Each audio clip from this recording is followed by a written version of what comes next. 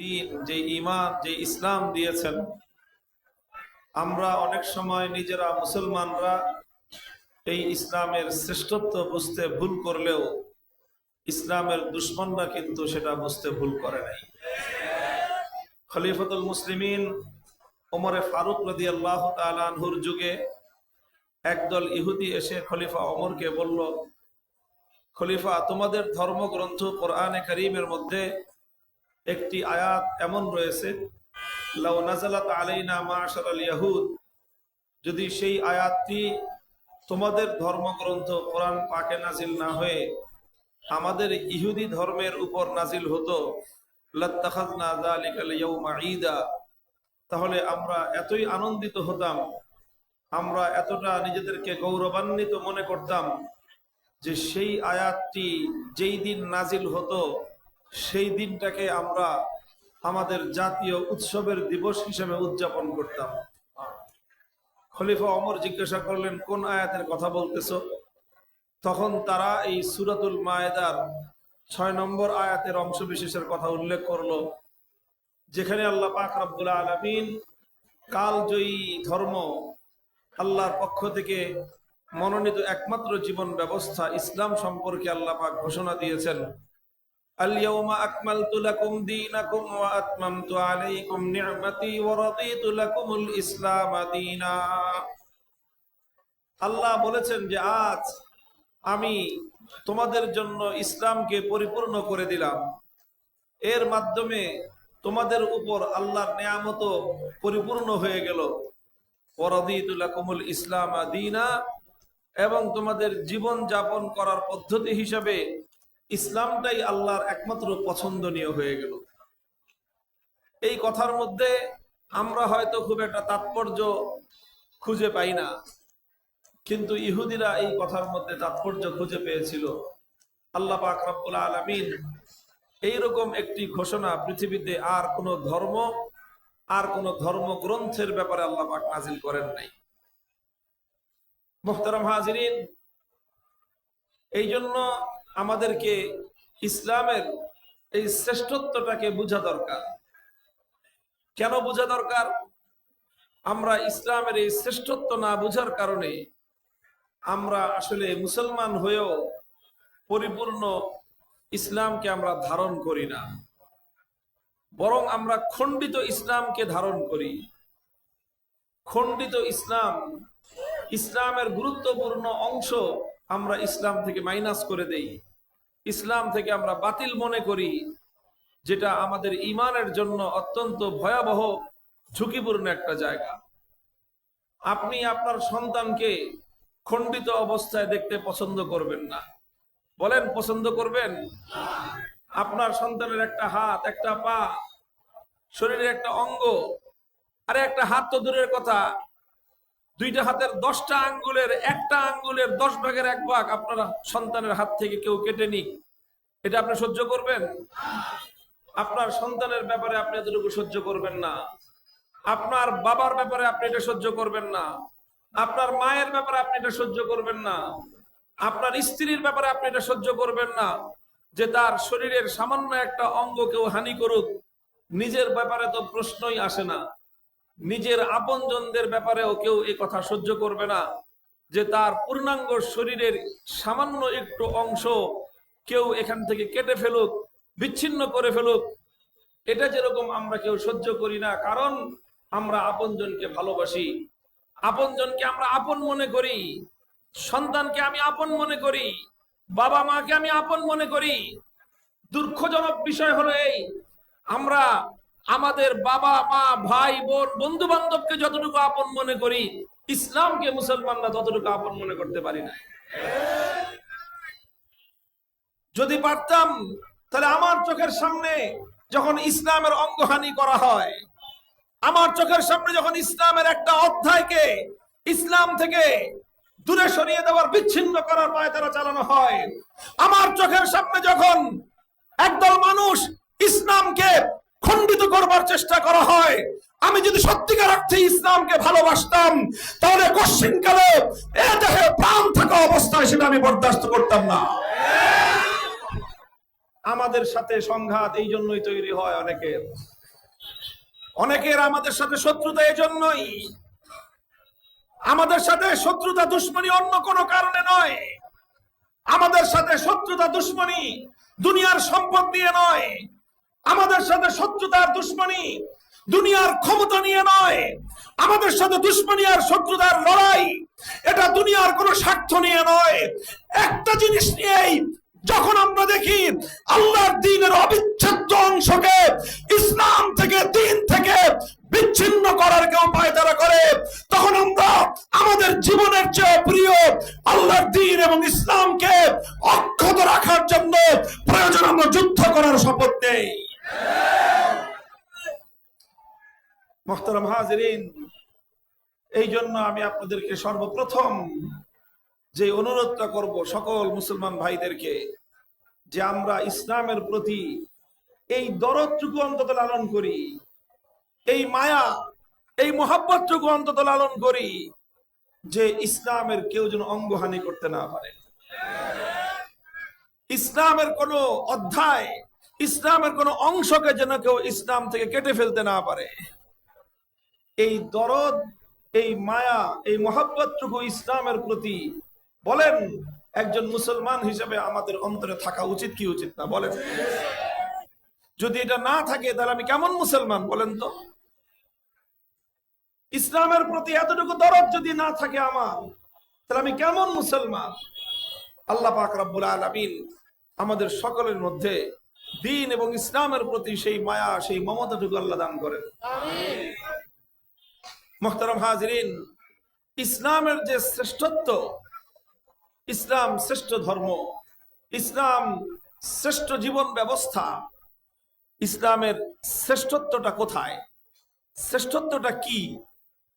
ইসলামের সবচেয়ে বড় শ্রেষ্ঠত্ব হলো ইসলামের পরিপূর্ণতা। কি বললাম? ইসলামের শ্রেষ্ঠত্ব কোথায়? ইসলামের পূর্ণাঙ্গতা, ইসলামের পরিপূর্ণতা, এটাই হলো ইসলামের শ্রেষ্ঠত্ব। বলেন একজন মানুষ, একটা মানুষ, সুন্দর মানুষ, সুন্দর দেখতে, সুন্দর, সে একজন সুন্দর সুঠাম মানুষ। কেন সুন্দর মানুষ বলতে আমরা কি বুঝি? যে একটা মানুষ সুন্দর, যদি সেই মানুষটার একটা কান না থাকে, তাহলে এই কান ছাড়া মানুষটা সুন্দর মানুষ হতে পারে? একটা হাত নাই, এই মানুষটা সুন্দর মানুষ হতে পারে? তার নাক নাই, এই মানুষটা সুন্দর হতে পারে? মানুষ যেমন একটা অঙ্গ যদি না থাকে, সেই মানুষটা যেরকম সুন্দর হতে পারে না, ঠিক তদ্রূপ ইসলামকে যে আল্লাহ পাক রব্বুল আলামিন শ্রেষ্ঠত্ব দিয়েছেন, ইসলামের শ্রেষ্ঠত্ব হলো ইসলামের পূর্ণাঙ্গতার মধ্যেই। ইসলামের পূর্ণাঙ্গতার অর্থ কি? ইসলামের পূর্ণাঙ্গতার অর্থ হলো মানব জীবনের যতগুলো অধ্যায় রয়েছে, যতগুলো পার্ট রয়েছে, মানুষের জীবনের যত সেক্টর রয়েছে, মানব জীবনের প্রতিটি অধ্যায়ের ব্যাপারে, প্রতিটি পার্ট এবং সেক্টরের বিষয়ে ইসলামের পক্ষ থেকে মানব জাতির জন্য পূর্ণাঙ্গ নির্দেশনা রয়েছে। এই সকল নির্দেশনাগুলি মিলিয়েই ইসলাম। এক্ষেত্রে মানুষের, একজন মানুষের ব্যক্তিগত জীবন কিভাবে পরিচালিত হবে সেই বিষয়ে ইসলামের গাইডলাইন আছে। এটা হলো ইসলামের পারিবারিক জীবন। একজন মানুষের পেশাগত জীবন কিভাবে চলবে এটার সম্পর্কে ইসলামের একটা গাইডলাইন আছে। এটা হলো ইসলামের কর্মজীবন। ঠিক তদ্রূপ একটা মানুষের ব্যবসা বাণিজ্য কিভাবে চলবে, তার চাকরি বাকরি কিভাবে চলবে, তার আয় রোজগার কিভাবে হবে, কোন খাত থেকে সে আয় করতে পারবে, কোন খাতে সে অর্থ ব্যয় করতে পারবে, এই বিষয়ে ইসলামের একটা গাইডলাইন আছে। এটাকে বলা হয় ইসলামের অর্থনৈতিক জীবন। যেমনি ভাবে একটা মানুষের ব্যক্তিগত জীবন সম্পর্কে ইসলামের গাইডলাইন আছে। একটা মানুষ পরিবার গঠন করবে, তার পারিবারিক জীবন কিভাবে চলবে, তার স্ত্রীর কি অধিকার তার উপর, তার স্বামীর কি অধিকার তার উপর, স্ত্রীর কর্তব্য কি, স্বামীর কর্তব্য কি, বাবার সাথে সন্তানের সম্পর্ক কেমন হবে, সন্তানের সাথে বাবার সম্পর্ক কেমন হবে, এই জাতীয় সবগুলো বিষয় নিয়ে একটা পারিবারিক জীবন আমরা লিভ করি। এই বিষয়ে ইসলামের একটা গাইডলাইন আছে। এটাকে বলা হয় ইসলামের পারিবারিক জীবন। এরকম মানব জীবনের যতগুলো দিক আছে, মানব জীবনের যতগুলো অধ্যায় আছে প্রত্যেকটা অধ্যায়ের ব্যাপারে ইসলামের পূর্ণাঙ্গ গাইডলাইন আছে, আর এই সবগুলো গাইডলাইন একত্রিত করলে সেটাই হয় পূর্ণাঙ্গ ইসলাম। তো আপনি যদি বলেন যে আমি ব্যক্তি জীবনে ইসলাম মানি কিন্তু আমার পরিবারের মধ্যে ইসলাম মানি না, তাহলে আপনি ইসলামের ঠ্যাং মানলেন, হাত মানলেন না। আপনি যদি বলেন যে আমি পারিবারিক ক্ষেত্রে ইসলাম মানি, ব্যবসা বাণিজ্য এটা দুনিয়াদারির জিনিস, টাকা পয়সা যেখানে ইচ্ছা সেখানে আমি খরচ করব, যেখান থেকে যেভাবে পাই আমি সেখান থেকে কামাই করব, আমি সুদ খাইলাম না ঘুষ খাইলাম, এটা ইসলামের দেখার কি? এইরকম চিন্তা করে যদি আপনি আয় রোজগার করেন, অথবা কোথায় আমি খরচ করব, গানের অনুষ্ঠানে খরচ করব না নাচের অনুষ্ঠানে খরচ করব, আমি সিনেমার অনুষ্ঠানে খরচ করব না যাত্রাপালায় খরচ করব, এটা দেখার ইসলামকে, এই কথা যদি কেউ বলে তাহলে তার সে ইসলামকে ব্যক্তিগত জীবনে মানলো, অর্থনৈতিক জীবনে মানলো না, সে ইসলামকে খণ্ডিত করলো। ব্যক্তিগত জীবনে ইসলামকে মানতে হবে, পারিবারিক জীবনে ইসলামকে মানতে হবে, অর্থনৈতিক জীবনে ইসলামকে মানতে হবে। ঠিক তদ্রূপ রাষ্ট্র এবং রাজনীতি কিভাবে চলবে সেই ব্যাপারেও ইসলামের পক্ষ থেকে পূর্ণাঙ্গ নির্দেশনা আছে। যদি সেই নির্দেশনা কেউ না মানে তাহলে সেও একই রকম ভাবে ইসলামকে খণ্ডিত করলো।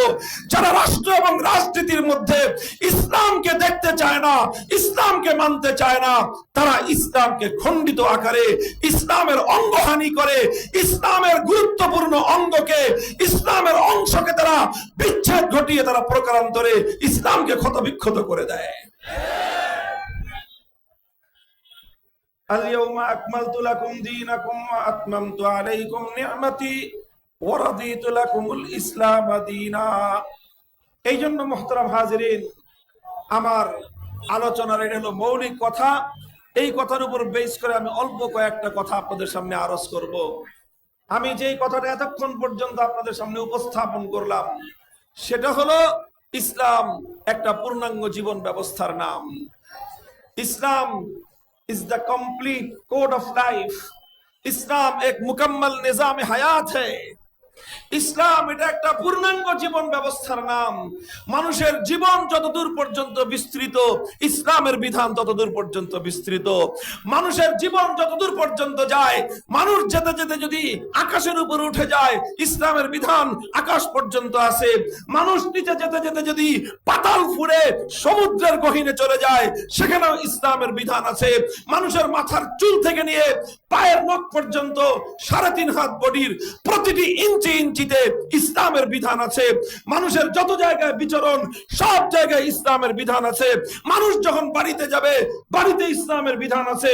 মানুষ যখন মসজিদে যায়, মসজিদে ইসলামের বিধান আছে। মানুষ যখন রাস্তাঘাটে চলে, রাস্তাঘাটে চলার মতো ইসলামের বিধান আছে। মানুষ যখন মার্কেটে যায়, মার্কেটে ব্যবসা প্রতিষ্ঠানে ইসলামের পক্ষ থেকে বিধান আছে। মানুষ যখন রাজনীতি করবে, রাজনীতি করতে গিয়ে সে যেখানেই যাক সেখানেই তার সঙ্গে ইসলাম আছে। সে যা করবে সেখানে ইসলামের বিধান আছে। সে যদি রাষ্ট্র চালায়, রাষ্ট্রপতির আসনে যদি বসে যায়, সেখানেও ইসলাম আছে। সে যদি মন্ত্রিত্ব পায়, সেখানেও তার ইসলাম আছে। সে যদি পার্লামেন্টের মেম্বার হয়, সেখানেও ইসলাম আছে। যেখানেই মুসলমান সেখানেই ইসলাম, যেখানেই ইসলাম সেখানেই মুসলমান। ইসলাম ছাড়া মুসলমানের কল্পনা করা যায় না, ইসলাম ছাড়া মুসলমানের চিন্তা করা যায় না। আমাদের মধ্যে এই ধরনের একটা প্রবণতা আছে। অনেক সময় আমরা আমাদের জীবনের গুরুত্বপূর্ণ অনেক জায়গায় আমরা এমন ভাবনা ভাবি যে এই জায়গায় আবার ইসলামকে টেনে আনেন কেন? বিবাহের অনুষ্ঠান করতেছে, বিবাহ সাথীর অনুষ্ঠান, ধুমধারাক্কা হবে, মাস্তি হবে, গান বাজনা হবে, আনন্দ ফুর্তি হবে, নর্তকীরা নাচবে, এখানে আপনার কি বলে আলোকসজ্জা হবে, এখানে নানা ধরনের আপনার এই যে বোম ফুটবে, এই জাতীয় কিছু হবে। কেউ যে যদি বলে যে ভাই এগুলো তো ইসলামে নাই, কিছু মানুষ আমরা সঙ্গে সঙ্গে বলে উঠি সব জায়গায় ইসলামকে টাইনে আনেন না। কথা বলেন ঠিক না বেঠিক? এই যে সব জায়গায় ইসলামকে টেনে আনবেন না, এই কথাটা যারা বলেন একটু চিন্তা ভাবনা করে বলবেন। সব জায়গায় ইসলামকে টেনে আনবো না মানে তুমি মুসলমান না? হ্যাঁ আমি তো মুসলমান। তাহলে তুমি যদি মুসলমান হয়ে থাকো, যেখানে ইসলাম যেতে পারে না সেখানে মুসলমানও যেতে পারে না, যেখানে ইসলাম যেতে পারে না সেখানে মুসলমানও যেতে পারে না। যদি ইসলাম যেতে না পারে তবে একটা মুসলমান তুই কেমনে গেলি? তুমি যে বললা সব জায়গায় ইসলামকে টেনে আনবেন না, তো যেখানে মুসলমান থাকবে সেখানে অবশ্যই ইসলাম থাকতে হবে। কথা বলেন ঠিক কিনা? আলহামদুলিল্লাহ, ইসলাম একটা পূর্ণাঙ্গ জীবন ব্যবস্থা। মানুষের জীবনের সকল বিষয়ে ইসলামের পক্ষ থেকে একটা পূর্ণাঙ্গ নির্দেশনা আছে। ইসলামের সেই নির্দেশনাগুলোই সবচেয়ে সুন্দর, সবচেয়ে উত্তম, মানব জাতির জন্য, সকল মানুষের জন্য সবচেয়ে বেশি কল্যাণকর। আলহামদুলিল্লাহ বলেন। দেখেন, ইসলাম এত বিশাল, এত বিস্তৃত একটা পরিসরের নাম যে এক একটা ইসলামের পার্ট অফ লাইফ নিয়ে আলোচনা করতে গেলে এক একটা মাহফিলের প্রয়োজন। এক মাহফিলে একটা আলোচনার মাধ্যমে আমি এতগুলো বিষয় কভার করতে পারবো না, সবগুলো বিষয় এই জন্য আমি আলোচনাও করব না। আমি আজকে ইসলামের নির্যাতিত একটা অধ্যায় নিয়ে আলোচনা করব। ইসলামের একটা নির্যাতিত মজলুম একটা অধ্যায়, যে অধ্যায়ের বিরুদ্ধে অমুসলিমরা তো অমুসলিম, আজ নামধারী মুসলমানরা পর্যন্ত ইসলামের যে অধ্যায়টার উপর রাত দিন অহর্নিশ জুলুম এবং অত্যাচার করে, ইসলামের এরকম একটা মজলুম অধ্যায় নিয়ে আমি আপনাদের সামনে আলোচনা করব। সেই অধ্যায়টার নাম হলো ইসলামের রাষ্ট্র এবং রাজনৈতিক বিধান। ইসলামের রাষ্ট্র এবং রাজনৈতিক বিধান। আপনারা অনেকে মনে করতে পারেন যে আমরা তো রাজনীতি করি না, আমাদের সাথে ইসলামের রাষ্ট্র এবং রাজনীতির আলোচনা করে লাভটা কি? ভাই, আপনি রাজনীতি করেন বা না করেন, আমি রাজনীতি করি বা না করি, সেটা বড় বিষয় নয়। বড় বিষয় হলো যে দেখেন, ইসলামের একটা অধ্যায়কে আজ অন্যায়ভাবে ঘায়েল করা হয়, ইসলামের একটা অধ্যায়কে জুলুম করা হয়, ইসলামের একটা অধ্যায়ের সঙ্গে অন্যায় আচরণ করা হয়।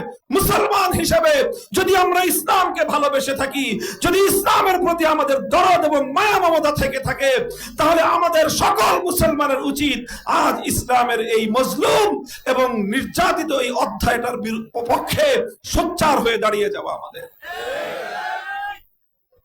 তবে এই ক্ষেত্রে একটা প্রশ্ন আছে।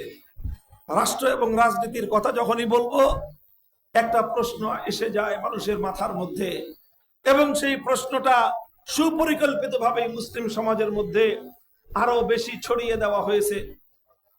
প্রশ্নটা কি? আগে আপনার প্রশ্নটা বুঝেন। এই প্রশ্নোত্তরই আমার আলোচ্য বিষয়। একটা প্রশ্ন দিব, প্রশ্ন বলবো, সেই প্রশ্নটার আলোচনা জবাব আলোচনা করব, এটাই হলো আমার আলোচনার বিষয়। এই প্রশ্ন এবং উত্তর আলোচনা করেই ইনশাল্লাহ আমি আমার বয়ান সমাপ্ত করব। আগে প্রশ্নটা খেয়াল করে বুঝেন।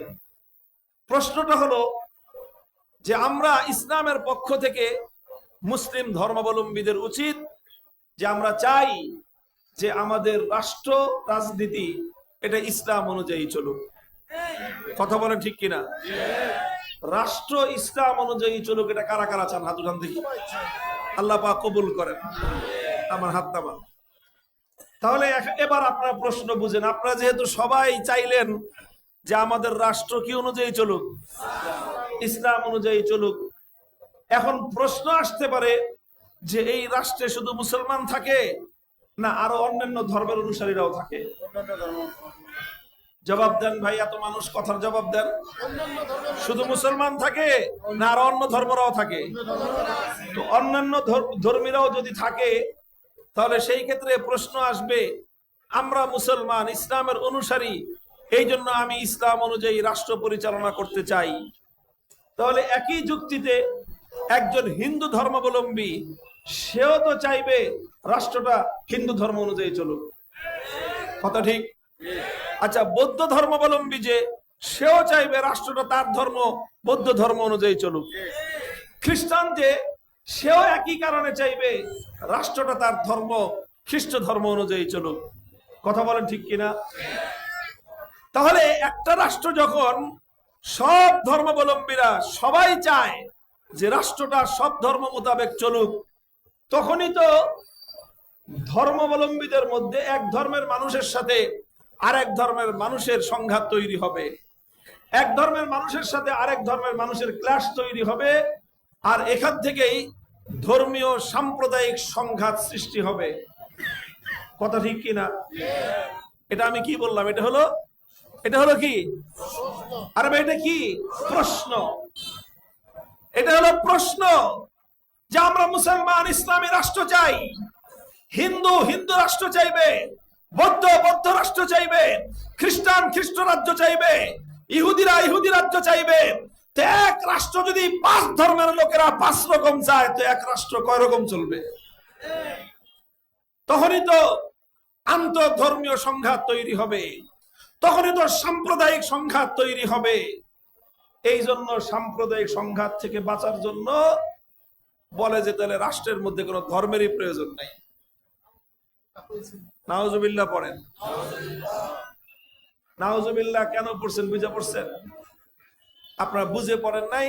আমি নাউজুবিল্লাহ পড়াইলাম, কেন পড়াইলাম এখন তার জবাব আলোচনা করব আমি। প্রশ্নটা তো ভালো করে বুঝেছেন। আসওয়ালু নিসফুল ইলম। প্রশ্ন যদি ভালো করে বোঝা যায়, উত্তর পত্রে যাই লিখবেন কিছু মার্ক পাবেন। আর প্রশ্ন যদি না বুঝেন, এলোপাতারি লেখা শুরু করছেন, উত্তর পত্রের মধ্যে যতই লেখেন, প্রশ্ন না বুঝে লিখলে উত্তর পাওয়া যাবে না, প্রশ্নের কোনো মার্ক পাওয়া যাবে না, নম্বর পাওয়া যাবে না। এই জন্য প্রশ্ন বোঝাটা খুব গুরুত্বপূর্ণ বিষয়।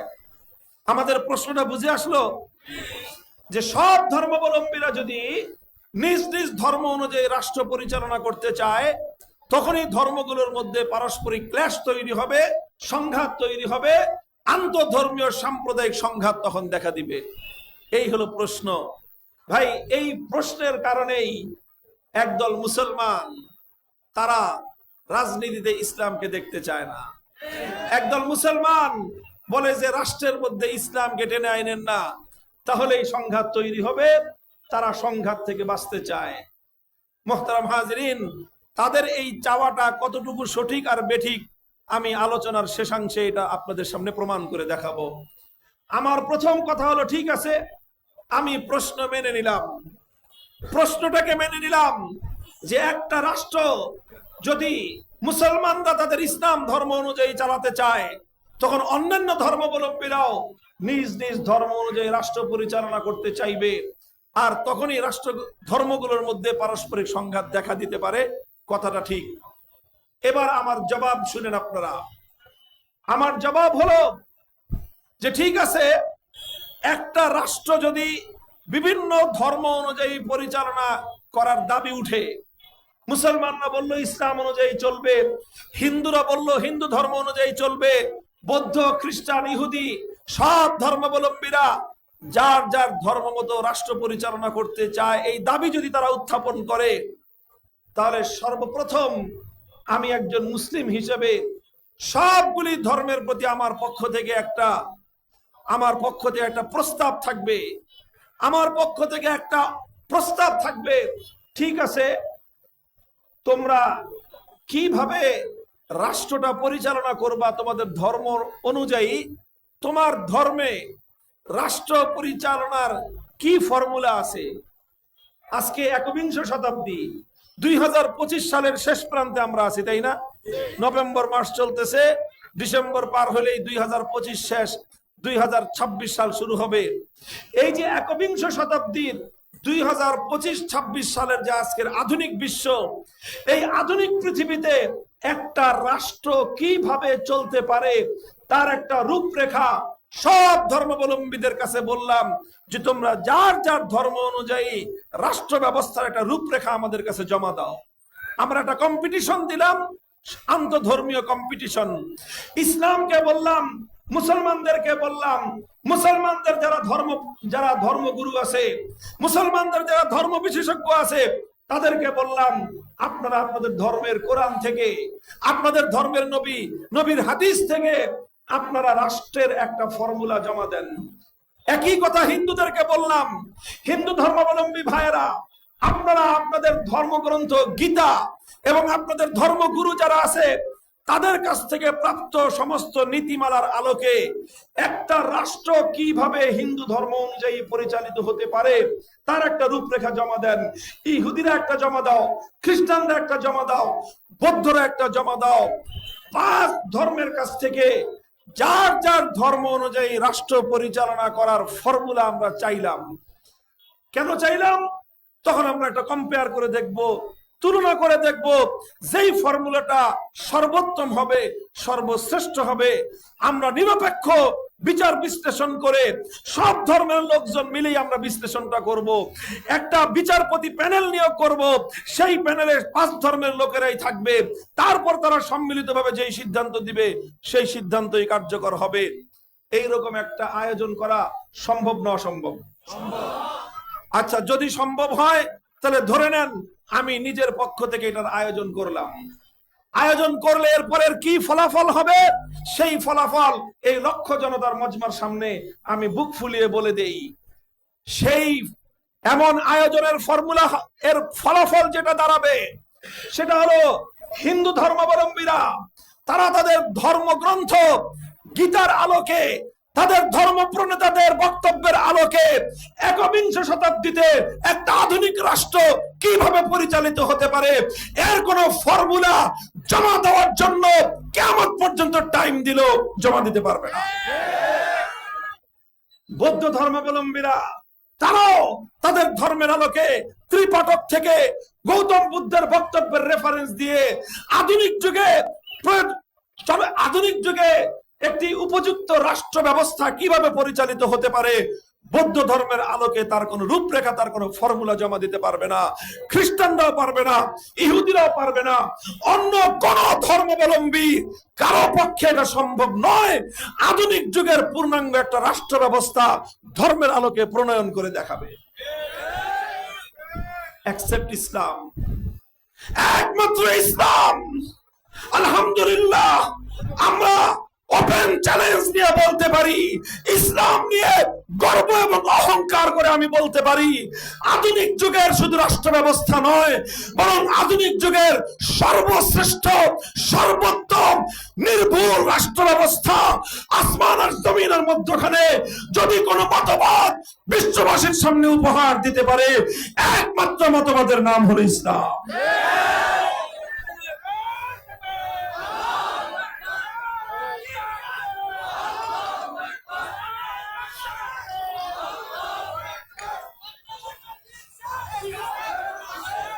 মুহতারাম হাজিরিন, আপনারা কেউ মাইন্ড করবেন না, আমি অন্য কোন ধর্মের বিরুদ্ধে কটাক্ষ করব না। আমরা অন্য কোন ধর্মের বিরুদ্ধে কটাক্ষ করাকে জায়েজ মনে করি না। অন্য কোন ধর্মের মানুষকে অসম্মান করা, অপমান করা, অথবা অন্য কোন ধর্মের বিরুদ্ধে বিষোদ্গার করা, এটা ইসলামে এলাও করে না।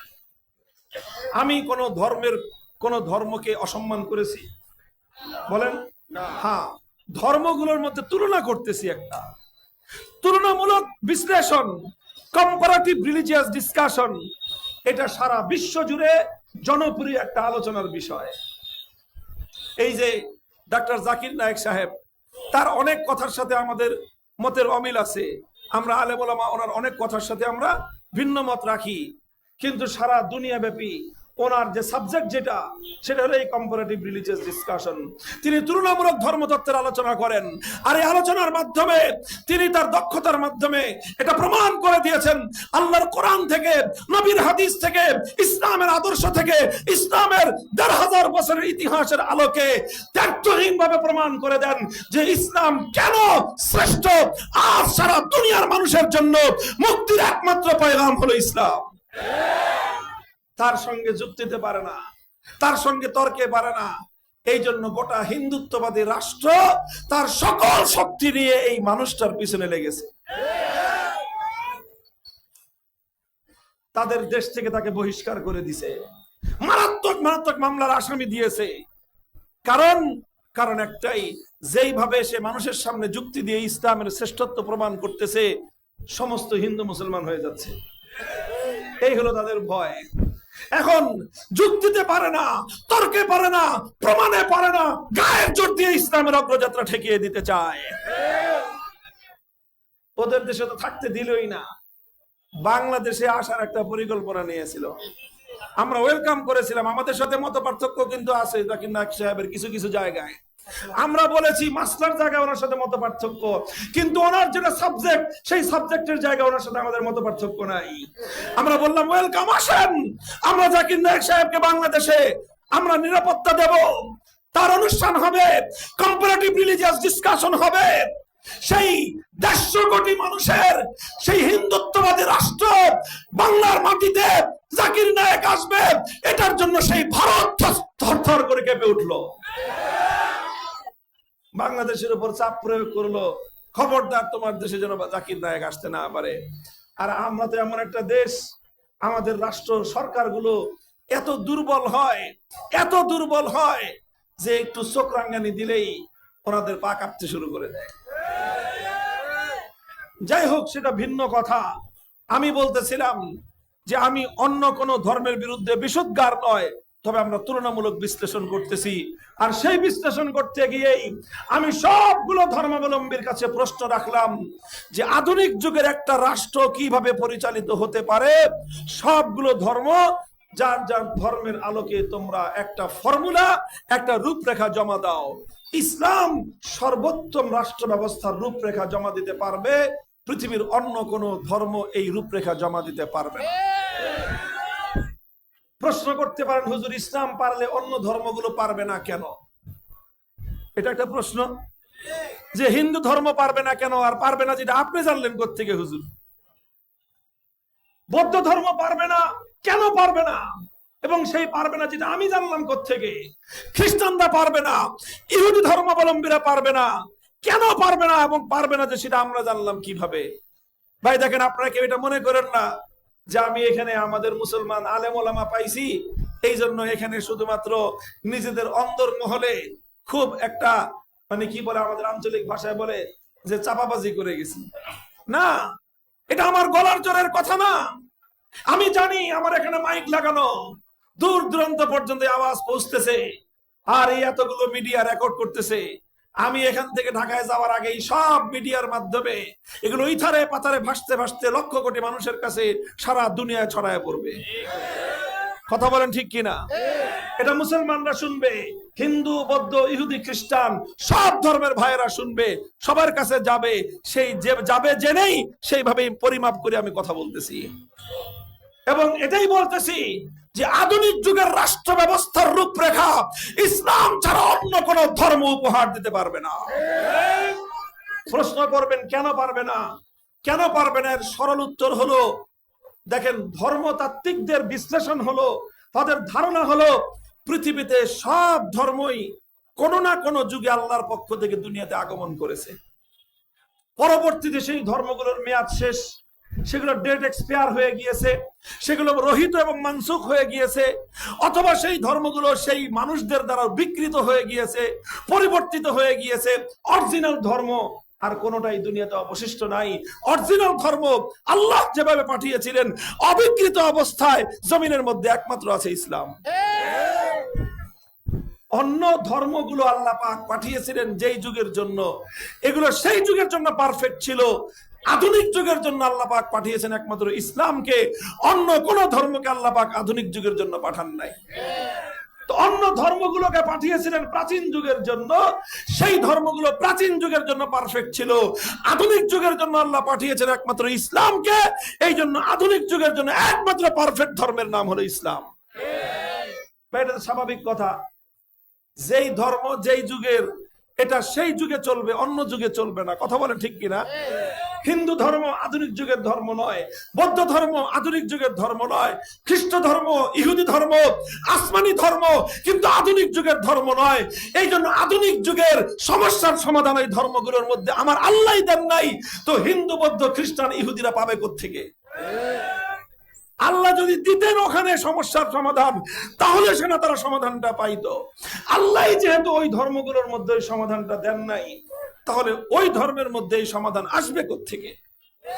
এই জন্য ওই ধর্মগুলোর মধ্যে রাষ্ট্র ব্যবস্থা সংক্রান্ত কোন রূপরেখা তারা জমা দিতে পারবে না। এটা হলো আমার চ্যালেঞ্জ। এটা কি আমার চ্যালেঞ্জ? এটা একটা জ্ঞানগত চ্যালেঞ্জ, এটা বুদ্ধিবৃত্তিক চ্যালেঞ্জ, এটা একটা আলোচনার সাবজেক্ট হিসেবে আমার চ্যালেঞ্জ।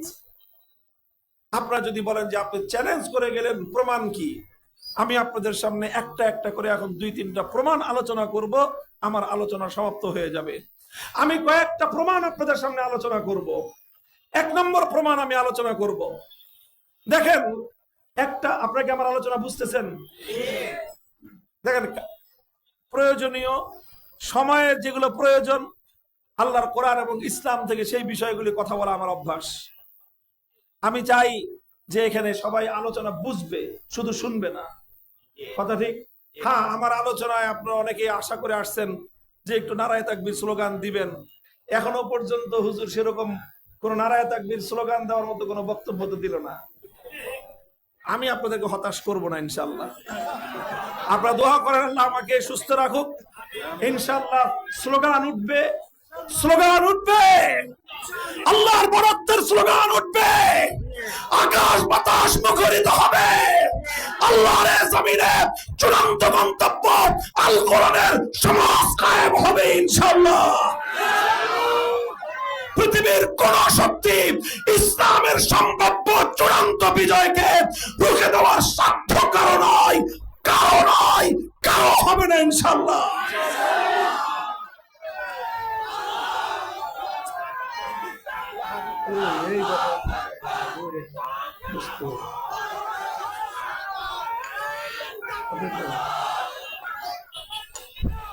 মুহতারাম হাজিরিন, এই জন্য আমি প্রমাণ হিসেবে 2-1টা প্রমাণের কথা আলোচনা করে নেই, তারপরে আমাদের দায়িত্ব এবং কর্তব্যের আলোচনা আসবে ইনশাআল্লাহ। আমি প্রথম প্রমাণ হিসেবে আপনাদের কাছে একটা পয়েন্ট আলোচনা করতে চাই। সর্বপ্রথম দেখেন, একটা রাষ্ট্র যদি গঠন করতে হয়, একটা রাষ্ট্র যদি পরিচালনা করতে হয়, তাহলে সেই রাষ্ট্রের জন্য একজন শাসক নির্বাচন করার প্রয়োজন আছে না নাই? বলেন, কোন শাসক ছাড়া রাষ্ট্র চলে? আরে ভাই, একজন পরিচালক ছাড়া তো একটা প্রতিষ্ঠানই চলে না। কোন হেডমাস্টার ছাড়া স্কুল চলে? প্রিন্সিপাল ছাড়া কলেজ চলে? ভাইস চ্যান্সেলর ছাড়া বিশ্ববিদ্যালয় চলে? মোহতারাম ছাড়া মাদ্রাসা চলে? ইমাম সাহেব ছাড়া মসজিদ চলে? আরে ভাই, একটা অফিস, ছোট্ট একটা প্রতিষ্ঠানে তো একটা পরিচালক ছাড়া চলে না। তো বিশাল রাষ্ট্র একটা প্রতিষ্ঠান, রাষ্ট্রের প্রধান ছাড়া, রাষ্ট্রের শাসক ছাড়া রাষ্ট্র চলতে পারে না। রাষ্ট্রের জন্য একজন শাসক লাগবে। সেই শাসকের নাম যাই হোক, কেউ প্রধানমন্ত্রী বলবেন, কেউ রাষ্ট্রপতি বলবেন, কেউ রাজা বলবেন, কেউ বাদশাহ বলবেন, কেউ কিং বলবেন, যে যাই বলেন, একজন প্রধান তো লাগবে। প্রশ্ন হলো, একটা রাষ্ট্রের জন্য অপরিহার্য যে প্রয়োজন, একজন শাসক নির্বাচন করার যে প্রয়োজন, আমার সবগুলো ধর্মের কাছে প্রশ্ন হলো, বলো যার যার ধর্মের পক্ষ থেকে একটা রাষ্ট্রের প্রধান নির্বাচন করবার কি ফর্মুলা তোমার ধর্মে আছে? কিভাবে একটা রাষ্ট্রপ্রধান নির্বাচন করতে হয়? হিন্দু ধর্মের গীতা গ্রন্থে কি বলা আছে? বৌদ্ধদের ত্রিপিটকে কি বলা আছে? খ্রিস্টানদের ইনজিল শরীফে, নিউ টেস্টামেন্টে কি লেখা আছে? ইহুদিদের ওল্ড টেস্টামেন্টে কি লেখা আছে? অথবা তোমাদের নবী মুসা আলাইহিস সালাম, ঈসা আলাইহিস সালাম, গৌতম বুদ্ধ এবং তোমাদের হিন্দু ধর্মের পুরোহিতদের কাছ থেকে তোমাদের কাছে এই ব্যাপারে কি রেফারেন্স আছে বলো দেখি তোমরা। ওই আমি যেটা বলেছি, আমার এই প্রশ্ন ইথারে পাথারে ধ্বনিত প্রতিধ্বনিত হতে থাকবে। বছর পেরিয়ে যুগ পার হবে, যুগ পেরিয়ে শতাব্দী পার হবে, শতাব্দী গড়িয়ে সহস্রাব্দী পার হবে। এই প্রশ্নের জবাব দেওয়ার মতো কোন বাপের বেটার জন্ম হয় নাই, হবেও না। একমাত্র ইসলামের কাছে এই প্রশ্নের সমাধান আছে। ইসলাম পারবে একটা রাষ্ট্রের, একটা জাতির শাসক এবং রাষ্ট্রপ্রধান কিভাবে নির্বাচন করতে হবে। ইসলাম তার ফর্মুলা শুধু দিয়েছে তাই নয়, ইসলাম এমন একটা ফর্মুলা দিয়েছে, যদি তুলনামূলক বিশ্লেষণ করা হয়, আজকের পাশ্চাত্যের গণতন্ত্রের দেয়া নির্বাচন ব্যবস্থার চেয়ে ইসলামের দেওয়া নির্বাচন ব্যবস্থা, শাসক নির্বাচনের পদ্ধতি 1000 গুণে শ্রেষ্ঠ এবং নির্ভুল। ইসলাম যেই ফর্মুলা দিয়েছে, সেই ফর্মুলাকে বলা হয় আহলুল হাল্লি ওয়াল আকদ। সেই ফর্মুলা অনুযায়ী রাষ্ট্রে শাসক নির্বাচন করবার আগে ভোটার নির্বাচন করতে হবে। আগে কি নির্বাচন হবে? আগে ভোটার নির্বাচন হবে, যে একটা রাষ্ট্রে শাসক নির্বাচনের জন্য ভোট দিতে পারবে কে, ভোট দিতে পারবে না কে, এই দুইটা আগে চিহ্নিত করবে ইসলাম। ইসলাম এমন একটা ব্যবস্থা দিয়েছে। বলবেন ব্যাপারটা কেমন? ব্যাপারটা একটু খোলাসা করে বলি আমি আপনাদের কাছে। ইসলাম যদি আলহামদুলিল্লাহ রাষ্ট্র ব্যবস্থা পরিচালনার দায়িত্ব পায়, সর্বপ্রথম নির্বাচন কমিশন সংস্কার করবে ইসলাম। নির্বাচন কমিশন করে নির্বাচন কমিশনকে একটা দায়িত্ব দিবে। সে দায়িত্বটা হলো তুমি ভোটার আইডি কার্ড প্রণয়ন করো। এখন বর্তমানে আমার দেশের নির্বাচন কমিশনকে বানায় রাখছে, তারা ন্যাশনাল আইডি কার্ড দেয়। কি দেয়? National ID card. আমার দেশের যেটা ন্যাশনাল আইডি কার্ড সেটাই ভোটার আইডি কার্ড। ইসলাম বলে যে না, একটা দেশে আইডি কার্ড শুধু ন্যাশনাল আইডি কার্ড এবং ভোটার আইডি কার্ড একটা হতে পারে না, বরং রাষ্ট্রের নাগরিকদের মধ্যে দুই ধরনের আইডি কার্ড থাকবে। কয় রকম? একটা থাকবে এনআইডি ন্যাশনাল আইডি কার্ড, আরেকটা থাকবে voter ID card VID.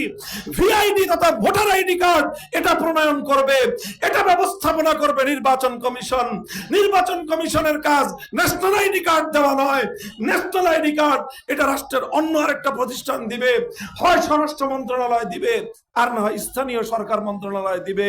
City corporation চেয়ারম্যানের অফিস থেকে ন্যাশনাল আইডি কার্ড দেওয়া হবে, আর নির্বাচন কমিশন শুধু ভোটার আইডি কার্ড দিবে।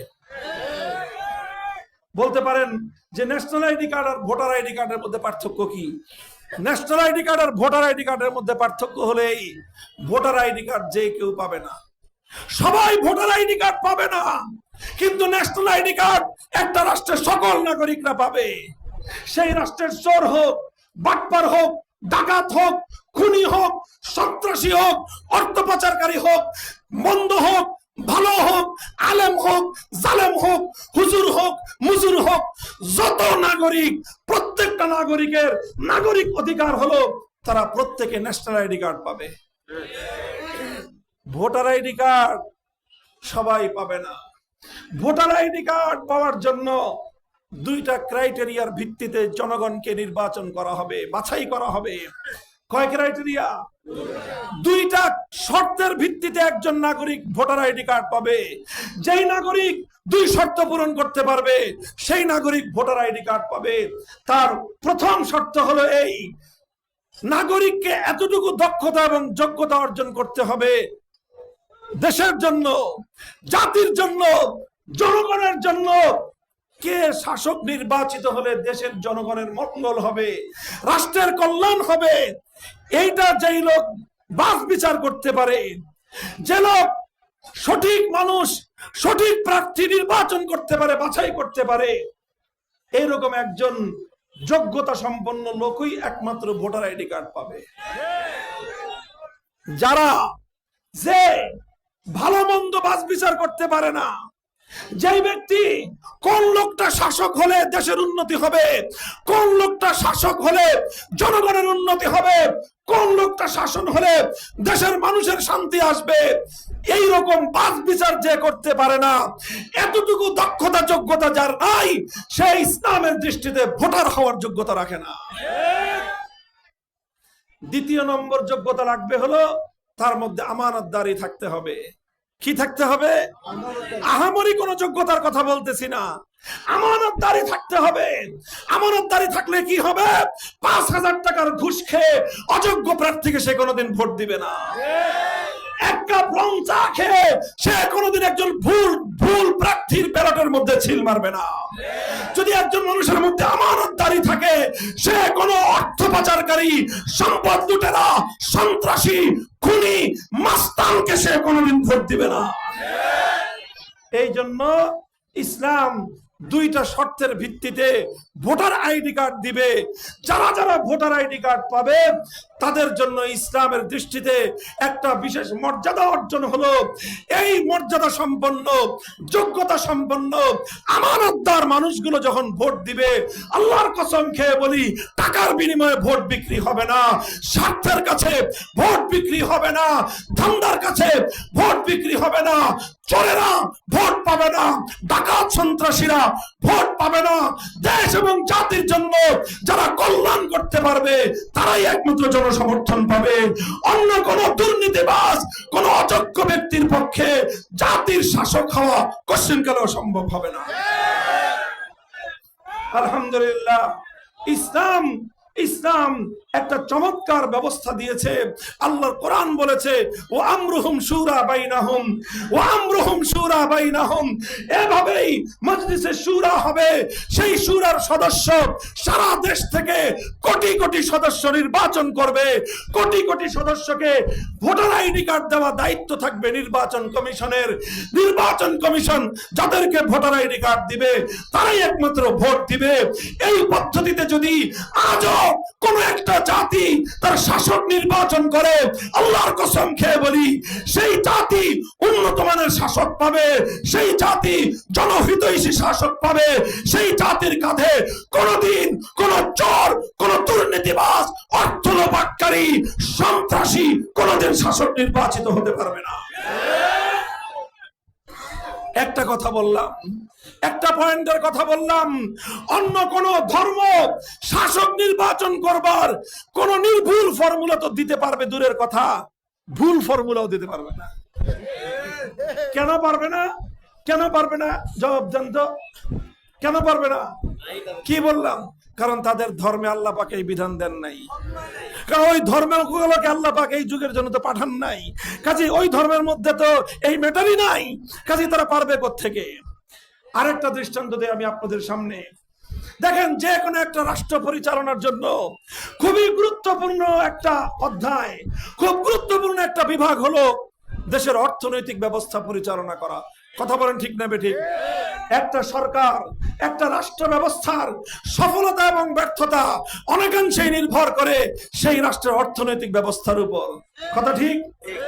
এবার আমি বললাম সবগুলো ধর্মাবলম্বীদের কাছে, আনো একবিংশ শতাব্দীর একটা রাষ্ট্রের অর্থনৈতিক ব্যবস্থা কি হবে? তোমার ধর্মে কি ফর্মুলা আছে?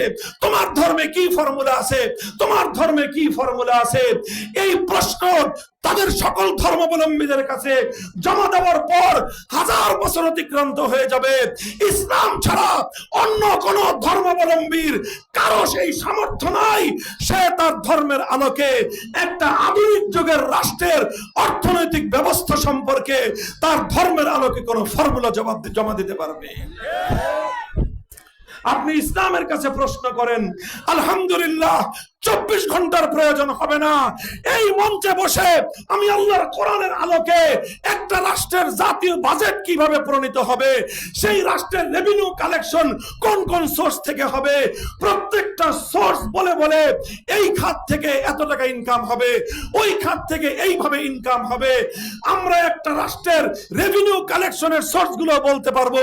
এক্সপেন্ডিচার, খরচের খাত, রাষ্ট্রীয় খরচের খাত কোথায় যাবে, রাষ্ট্রের খরচ, রাষ্ট্রের অর্থ কোন কোন খাতে ব্যয় হবে, কোন দৃষ্টিভঙ্গির ভিত্তিতে ব্যয় হবে, কোন নীতিমালার ভিত্তিতে ব্যয় হবে, সব সহ ডিটেইলস আল্লাহর কোরআন এবং নবীর হাদিসের রেফারেন্স সহ একটা রাষ্ট্রের সর্বাধুনিক বাজেট প্রণয়ন করার ফর্মুলা কোরআন এবং সুন্নাহর আলোকে বিশ্ববাসীর সামনে আমরা জবাব দিতে পারবো।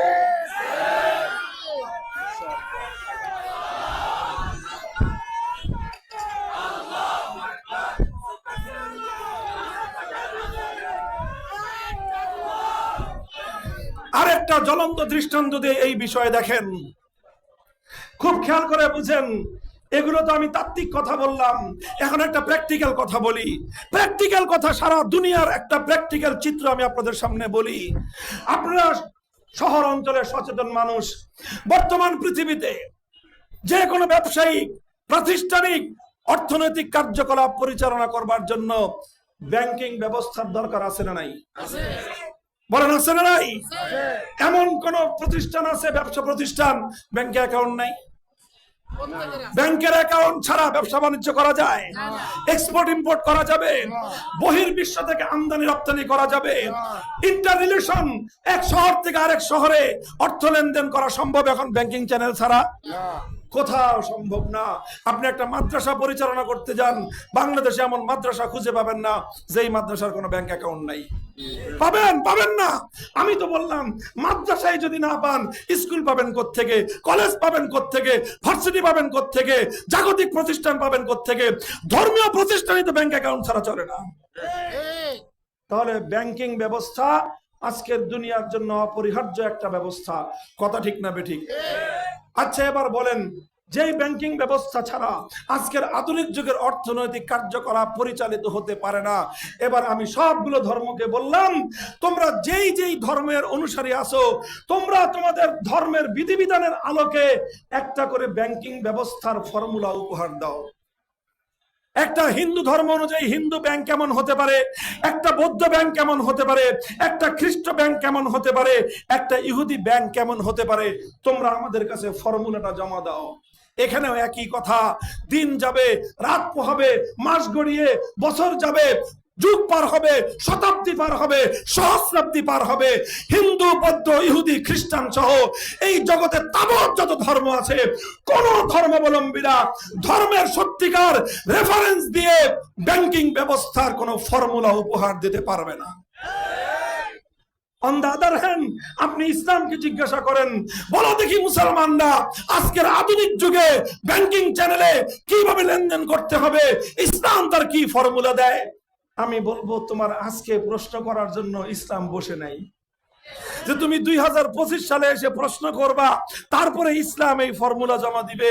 ইসলাম তোমার জন্য বসে নাই, বরং তোমার জন্মের আরো 65 বছর আগে 1960-এর দশকে সারা দুনিয়ার সামনে ইসলামিক স্কলাররা আল্লাহর কোরআনকে গবেষণা করে, আল্লাহর নবীর হাদিস থেকে ইজতিহাদ করে আজকের আধুনিক যুগের সুদ ভিত্তিক ব্যাংকিং ব্যবস্থাকে উপেক্ষা করে শরিয়া ভিত্তিক ইসলামী শরিয়াকে অনুসরণ করে, কোরআন সুন্নাহকে অনুসরণ করে কিভাবে একটা ব্যাংকিং ব্যবস্থা পরিচালিত হতে পারে, তার শুধু রূপরেখা দিয়েই মুসলমানরা ক্ষান্ত হয় নাই, বরং আজকের এই পৃথিবীতে এমন কোন উন্নত শহর খুঁজে পাওয়া দুষ্কর যেই উন্নত শহরে ইসলামী শরিয়া মোতাবেক ব্যাংকিং প্রতিষ্ঠিত হয়ে তাম বিশ্ববাসীকে ব্যাংকের সেবা উপহার না দিচ্ছে। আপনারা জানেন, বর্তমানে বাংলাদেশে শরিয়া ভিত্তিক ইসলামী ব্যাংক 9টা পরিচালিত হচ্ছে, ফুল ব্যাংক, আলহামদুলিল্লাহ। এবং এই শরিয়া ভিত্তিক ইসলামী ব্যাংক যদি সুন্দরভাবে পরিচালিত হতে পারে, এই ব্যাংকগুলো একটা রাষ্ট্রের অর্থনীতির ভিত মজবুত করে দেয়। আপনারা বর্তমানে সচেতন নাগরিকরা জানবেন, না জেনে থাকলে আমার কাছ থেকে শুনে রাখেন, 5ই আগস্টের পূর্ববর্তী বাংলাদেশকে তলাবিহীন ঝুড়িতে পরিণত করা হয়েছিল। বাংলাদেশ থেকে হাজার হাজার নয়, লক্ষ লক্ষ কোটি টাকা পাচার করে বিদেশে বড় বড় বেগমপাড়া গড়ে তোলা হয়েছিল। এই বাংলাদেশ থেকে বিপুল পরিমাণ অর্থ পাচার করে বাংলাদেশের অর্থনীতির মেরুদণ্ড ভেঙে গুড়িয়ে দেওয়া হয়েছিল। 5ই আগস্টের পর আবার রিফরমেশন শুরু হয়েছে, আবার পুনর্গঠন শুরু হয়েছে, আবার বাংলাদেশের অর্থনীতি পুনরুদ্ধার হচ্ছে। আর এই পুনর্গঠনের ক্ষেত্রে সবচেয়ে গুরুত্বপূর্ণ ভূমিকা রাখছে একটা ব্যাংক, যেই ব্যাংক বাংলাদেশে আজকে রেমিটেন্স আমদানির ক্ষেত্রে গোটা বাংলাদেশের জন্য অর্থনীতির মেরুদণ্ড হিসেবে ভূমিকা পালন করছে। সেটা কোনো কনভেনশনাল সুদ ভিত্তিক ব্যাংক নয়, সেটা একটা ইসলামিক ব্যাংক। কারণ ইসলামী ব্যাংকের যে ফর্মুলা, সেটা ডিপোজিটরদের অর্থের নিরাপত্তা প্রদান করে। ইসলামিক ব্যাংকিং সেক্টর, ব্যাংকিং সিস্টেমের মধ্যে যারা অর্থ সঞ্চয়কারী তাদের অর্থের নিরাপত্তা হয়। ইসলামিক ব্যাংকিং এর মধ্যে যারা ব্যাংক থেকে প্রপারলি যারা লোন গ্রহণ করে, যারা বিনিয়োগ গ্রহণ করে, তারা কোনোদিন ক্ষতিগ্রস্ত হয় না। এখানে ডিপোজিটররাও ক্ষতিগ্রস্ত হয় না, সঞ্চয়কারীরাও ক্ষতিগ্রস্ত হয় না, বিনিয়োগ গ্রহণকারীরাও ক্ষতিগ্রস্ত হয় না। উভয় পক্ষের স্বার্থ রক্ষা করার একমাত্র ব্যাংকিং ব্যবস্থা আল্লাহ প্রদত্ত শরিয়ার আলোকে পরিচালিত ইসলামিক ব্যাংকিং ব্যবস্থা। মুহতারাম হাজিরিন, বিস্তারিত আলোচনা করলাম না, শুধু বাংলাদেশের কথা বললাম। পৃথিবীর যে কোনো দেশে যান, সেই দেশে আপনি ইসলামের ব্যাংকিং পাবেন। আর ইসলামের এই ব্যাংকিং ব্যবস্থা শুধু মুসলমানদেরকে সার্ভিস দেয় না। আরে ভাই বলেন তো, বাংলাদেশে যে ইসলামী ব্যাংকগুলো আছে, এই ব্যাংকগুলোতে হিন্দু ভাইদের অ্যাকাউন্ট নাই, বৌদ্ধদের অ্যাকাউন্ট নাই, খ্রিস্টানদের অ্যাকাউন্ট নাই? তাহলে তারাও এই ব্যাংকগুলোর মাধ্যমে সার্ভিস পাচ্ছে, সেবা পাচ্ছে। কারণ কেবলই মুসলমানের তরে দুনিয়াতে আসেনি কো ইসলাম। ইসলাম শুধু মুসলমানের স্বার্থ দেখে না, ইসলাম শুধু মুসলমানকে সেবা দেয় না। ইসলাম দুনিয়াতে যেরকম মুসলমানকে সেবা দেয়, জাতি ধর্ম বর্ণ নির্বিশেষে প্রতিটি নাগরিকের জন্য ইসলাম তার নাগরিক সেবা শতভাগ নিশ্চয়তা প্রদান করে। আখেরি আর একটা পয়েন্ট আমি আলোচনা করি, এরপরে আমি আমার আহ্বানের দিকে চলে যাব। দেখেন, যে কোনো ধর্ম অনুযায়ী একটা রাষ্ট্র চলবে, সেই রাষ্ট্রে অন্য ধর্মের লোকেরা থাকবে কি থাকবে না? বলেন, জোরে বলেন, থাকবে কি থাকবে না? আচ্ছা, আমরা যদি ইসলাম অনুযায়ী রাষ্ট্র পরিচালনা করি, এই রাষ্ট্রে হিন্দু বৌদ্ধ খ্রিস্টান থাকবে কি থাকবে না? তর্কের খাতিরে ধরে নিলাম, যদি এখানে হিন্দু রাষ্ট্র প্রতিষ্ঠিত হয়, মুসলমানরা থাকবে কি থাকবে না? এখানে যদি বৌদ্ধ বা খ্রিস্ট রাষ্ট্র প্রতিষ্ঠিত হয়, মুসলমানরা থাকবে কি থাকবে না? তাহলে যেই ধর্ম অনুযায়ী রাষ্ট্র চলবে, সেই ধর্মে সেই রাষ্ট্রে অন্য ধর্মের লোকেরাও থাকবে। যদি অন্য ধর্মের লোকেরাও থাকতে হয়, সেক্ষেত্রে আমার সবগুলো ধর্মের কাছে একটা যৌক্তিক প্রশ্ন হলো এই, হে ইসলাম, হিন্দু ধর্ম, বৌদ্ধ ধর্ম, খ্রিস্ট ধর্ম, ইহুদি ধর্ম, আদার্স ধর্ম, সব ধর্মের কাছে আমার অভিন্ন কোয়েশ্চেন, অভিন্ন প্রশ্ন, তোমরা যেই ধর্ম অনুযায়ী রাষ্ট্র পরিচালনা করবা, তোমার সেই রাষ্ট্রের মধ্যে অন্য বিধর্মী যারা থাকবে, সংখ্যালঘু যারা থাকবে, ওই ধর্মের আলোকে সংখ্যালঘুদের কি কি অধিকার তারা প্রাপ্ত হবে, সংখ্যালঘুরা তারা তোমার কাছ থেকে কি কি সুবিধা পাবে, কি কি কর্তব্য তাদের পালন করতে হবে, জবাব দাও। সংখ্যালঘুদেরকে কি অধিকার দিবে, জবাব দাও। আমাদের এই চিৎকার আকাশ থেকে জমিন পর্যন্ত ধ্বনিত প্রতিধ্বনিত হতে থাকবে। হিন্দু, বৌদ্ধ, খ্রিস্টান, ইহুদি সহ পৃথিবীর তাবৎ ধর্মাবলম্বীরা কেউ অন্য ধর্মের রাষ্ট্রের মধ্যে মুসলমানদের জন্য কি অধিকার তার ধর্মে সংরক্ষিত আছে, ধর্মগ্রন্থ এবং ধর্মের প্রণেতাদের রেফারেন্স দিয়ে সঠিক কোন চিত্র আমাদের কাছে উপহার দিতে পারবে না। যদি তাদের কাছ থেকে আমরা কোনো ফর্মুলা না পাই, আর তাদের দেশের চিত্রগুলো যদি আমরা তাকিয়ে দেখি, যদি আমরা 100 কোটি হিন্দুত্ববাদীর ভারতের দিকে তাকিয়ে দেখি, কোন ফর্মুলা তো পেলাম না। বাস্তব আমরা কি পাই? যারা হিন্দুত্ববাদের ভিত্তিতে রাষ্ট্র পরিচালনা করতে চেয়েছে, তাদের দেশে আমরা দেখতে পাই মুসলমানদের অধিকার কিভাবে লঙ্ঘিত হয়। এক মুসলমান গরুর গোশত খাওয়ার অপরাধে জ্বলন্ত আগুনে পুড়িয়ে তাদেরকে হত্যা করা হয়। এক মুসলিম নারীকে ইসলাম গ্রহণ করবার অপরাধে উপর্যুপরি তাকে ধর্ষণ করে নির্মমভাবে তাকে হত্যা করা হয়। শুধুমাত্র ইসলাম গ্রহণ করবার অপরাধে গুজরাটের কসাইরা এক আহমেদাবাদে হাজার হাজার মুসলমানদেরকে জবাই করে হত্যা করে দেয়। এটা হিন্দুত্ববাদী রাষ্ট্রে মুসলমানদের এই করুণ পরিণতি দেখতে পাই। আমাদের পার্শ্ববর্তী মায়ানমারের রাখাইন রাজ্যের আরাকান অঞ্চলে আমরা কি দেখতে পাই? 1300 বছর ধরে রোহিঙ্গা মুসলমানরা সেখানে বসবাস করে। তাদের অপরাধ তারা মুসলমান, তাদের অপরাধ তারা ইসলামের কালেমা পড়েছে, তাদের অপরাধ তারা আল্লাহকে এক আল্লাহ বলে বিশ্বাস করেছে, তাদের অপরাধ তারা আল্লাহর কোরআনকে বিশ্বাস করেছে।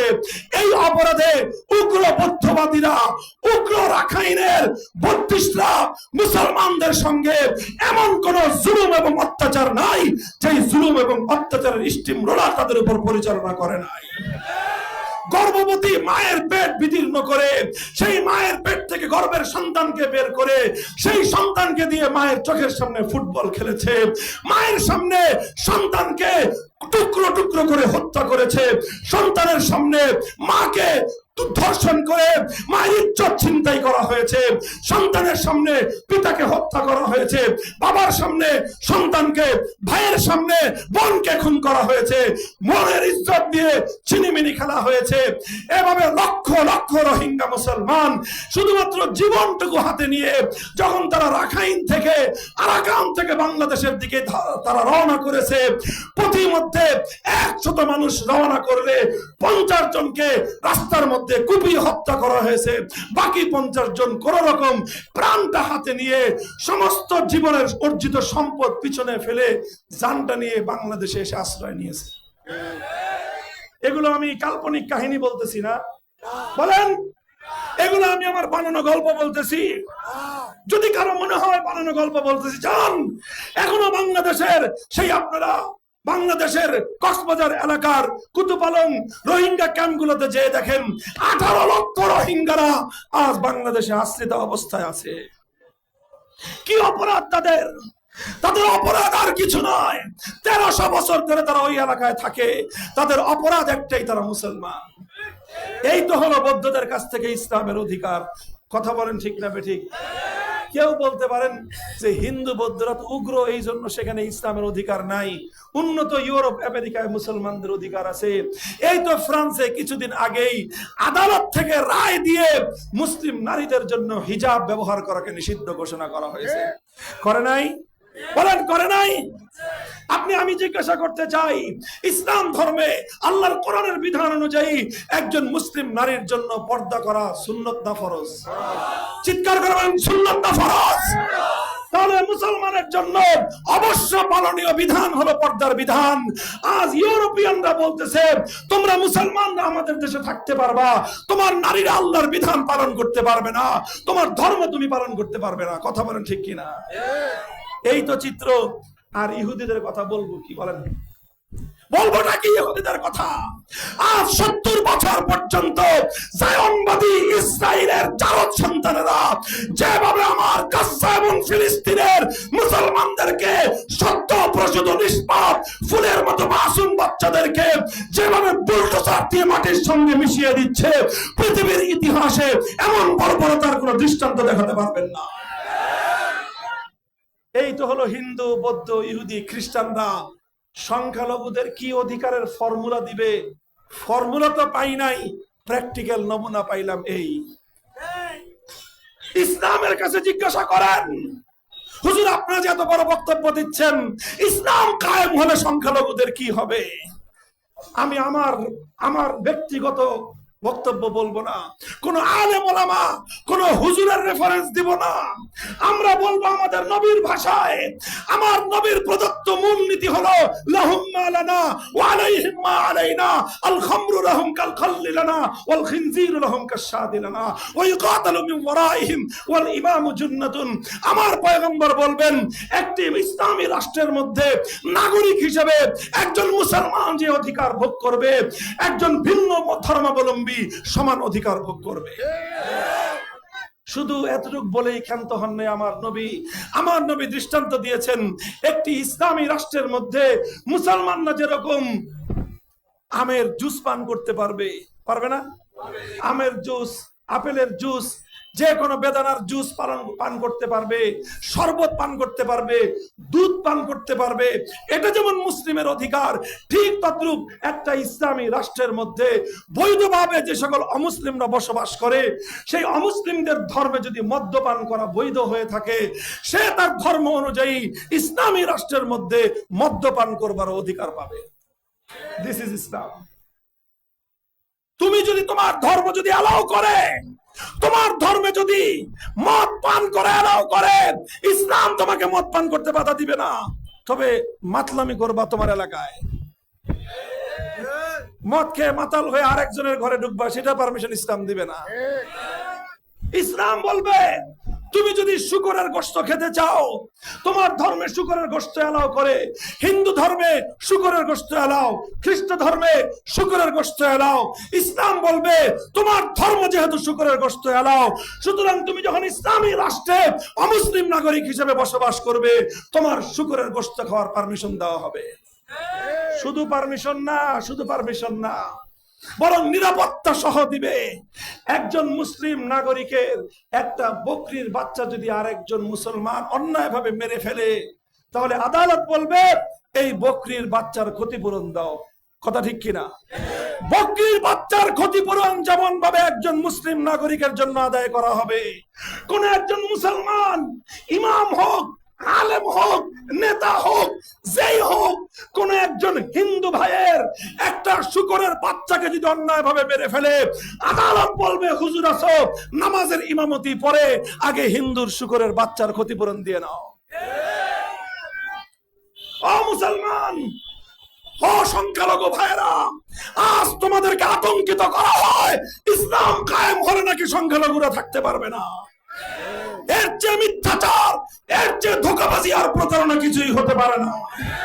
আমি ইসলামের পক্ষ থেকে দায়িত্ব নিয়ে ঘোষণা করতে চাই, যদি রাষ্ট্র ব্যবস্থা ইসলাম কায়েম হয়, সংখ্যালঘুরা জান, মাল, ইজ্জত, আবরু, ধর্মীয় স্বাধীনতা এমন ভাবে ভোগ করতে পারবে, আজ পর্যন্ত পৃথিবীতে কেউ তাদেরকে সেই নিরাপত্তা দিতে পারে না।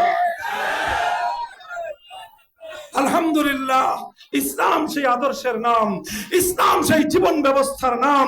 ইউকাতালু মিন ওয়ারাইহিম, আল্লাহর নবী বলেছেন, একটি মুসলিম রাষ্ট্রের উপর যদি শত্রুরা হামলা চালায়, শত্রুরা যদি আক্রমণ করে, আর সেই আক্রমণ প্রতিহত করার জন্য কোন হিন্দু, কোন বৌদ্ধ, কোন খ্রিস্টান যদি প্রতিহত করার জন্য যুদ্ধে অংশগ্রহণ করতে চায়, তাহলে তাকে যোদ্ধা হিসেবে মুসলমানরা তাদেরকে গ্রহণ করে নিবে। আর যদি সে যুদ্ধ করতে না চায়, কোশ্চিনকালে তাকে যুদ্ধে যাওয়ার জন্য বাধ্য করবে না, বরং সকল অমুসলিম নাগরিকদের জীবন শত্রুর আক্রমণ থেকে রক্ষা করার জন্য এক একজন মুসলিম মুজাহিদ ঢাল হয়ে শত্রুর বুলেটের মুখে নিজের বুক পেতে দাঁড়িয়ে থাকবে। মুসলমান পক্ষ পেতে বুলেটে আঘাত সহ্য করবে। মুসলিম দেশে বসবাসকারী কোন সংখ্যালঘু নাগরিকের উপর হামলা পরিচালনা করতে দেবে না। এই জন্য আমরা বলি, সংখ্যালঘু ভাইরা, আল্লাহর কোরআনের শাসনকে ভয় পাওয়ার দরকার নাই, বরং কোরআনের শাসন তোমাকে সেই নিরাপত্তা দিবে যেই নিরাপত্তা পৃথিবীর কেউ তোমাকে দিতে পারবে না। অন্যরা তোমাদেরকে দিয়ে রাজনীতি করবে, ধান্দা উদ্ধার করবে, স্বার্থ উদ্ধার করবে, তোমাদেরকে রাজনীতির গুটি বানাবে, দিন শেষে তারাই তোমাদেরকে স্বার্থ হাসিলের হাতিয়ার বানাবে। তোমাদের উপর রাতের অন্ধকারে কালনাগিনী হয়ে ছবল মারবে, আবার দিনের আলোতে ওঝা হয়ে ছাড়তে আসবে। বিগত দিনগুলোতে এই দৃশ্যই বাংলাদেশে আমরা দেখেছি। কথা বলেন ঠিক না বেঠিক? যারা সংখ্যালঘুদেরকে রাজনৈতিক হাতিয়ার হিসেবে ব্যবহার করতে চেয়েছে, তাদের শাসন আমলে সবচেয়ে বেশি সংখ্যালঘু নির্যাতন হয়েছে। তাদের আমলেই সংখ্যালঘুরা তাদের সম্পদ হারিয়েছে, তাদের আমলেই বাড়িঘরে অগ্নিসংযোগ হয়েছে সংখ্যালঘুদের।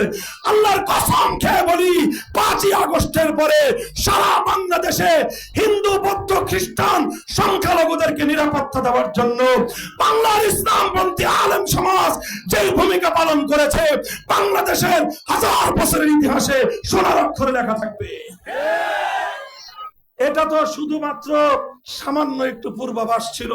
যদি পূর্ণাঙ্গ ইসলামী রাষ্ট্র কায়েম করা যায়, পূর্ণাঙ্গ ইসলামী খেলাফা ব্যবস্থা প্রতিষ্ঠা করা যায়, শরিয়া ভিত্তিক রাষ্ট্র ব্যবস্থা প্রতিষ্ঠা করা যায়, মুসলমানের উপর আক্রমণ করে কেউ পার পেয়ে যেতে, জেলেও যেতে পারে, পার পেলেও পেতে পারে। সংখ্যালঘুর উপর আক্রমণ করে কারো হাত আস্ত নিয়ে বাড়িতে ফিরবে না। বলবেন হুজুর কারণটা কি? মুসলমানদের চেয়ে অমুসলিমের প্রতি দরদ বেশি হয়ে গেল নাকি? আবার না না ভাই, দরদ বেশির বিষয় না এটা। মুসলমানরা তো ঘরের লোক, সংখ্যালঘুরা মেহমান। ইসলাম অপর ধর্মের মানুষদেরকে নিজের রাষ্ট্রে মেহমান মনে করে। একটা সম্ভ্রান্ত পরিবার, আত্মমর্যাদা সম্পন্ন পরিবার নিজের উপর হামলা বরদাস্ত করে নেয়, মেহমানের ইজ্জতের উপর আক্রমণ বরদাস্ত করতে পারে না। এই জন্যই বলি, এটা ইসলাম নিশ্চয়তা প্রদান করেছে। তবে শুধুমাত্র একটা জিনিসের পার্থক্য আছে, মুসলমানরা রাষ্ট্র পরিচালনার জন্য যাকাত দিবে আর ওসর দিবে। যাকাত মুসলমানের জন্য ফরজ ইবাদত, ইবাদত মুসলমান করতে পারে, অমুসলিমের কোনো ইবাদত নাই। এই জন্য কোনো অমুসলিমের কাছ থেকে যাকাত নেওয়া যাবে না। তো যাকাত না নিলে রাষ্ট্র চলবে কিভাবে? এই জন্য অমুসলিমদের কাছ থেকে সার্ভিস চার্জ হিসেবে শুধুমাত্র একটা ট্যাক্স আর জিজিয়া নিবে। এটা সার্ভিস চার্জ কতটুকু নিতে পারবে? আল্লাহর নবী তার একটা বাইন্ডিং দিয়ে দিয়েছেন, সেটার একটা মানদণ্ড ঠিক করে দিয়েছেন। আমার নবী বলেছেন, কোন মুসলিম রাষ্ট্রপ্রধান যদি কোন অমুসলিম নাগরিকের উপর তার সামর্থ্যের চেয়ে অতিরিক্ত ট্যাক্স আরোপণ করে, তার সামর্থ্য যতটুকু ট্যাক্স দেওয়ার, তার ইনকাম যতটুকু, সে যতটুকু আয় রোজগার করতে পারে, তার সামর্থ্যের চেয়ে বেশি যদি অতিরিক্ত কোনো ট্যাক্স কোন অমুসলিম নাগরিকের উপর কোন মুসলিম রাষ্ট্রপ্রধান চাপিয়ে দেয়, সে রাষ্ট্রপ্রধান চাপিয়ে দিয়েছে, এই দেশের কেউ কিছু বলতে পারে না। আল্লাহর নবী বলেন, তাই ব্যাপারটা এমনি পার পেয়ে যাবে না। ফানা হাজিজুহু ইয়াউমাল কিয়ামাহ, দুনিয়াতে তার কোনো বিচার না হলেও কিয়ামতের দিন স্বয়ং আমি নবিয়ুর রাহমা, রাহমাতুল লিল আলামিন, সেই মুসলিম রাষ্ট্রপ্রধানের বিরুদ্ধে একজন অমুসলিম নাগরিকের পক্ষ হয়ে মামলা দায়ের করব আল্লাহর সামনে।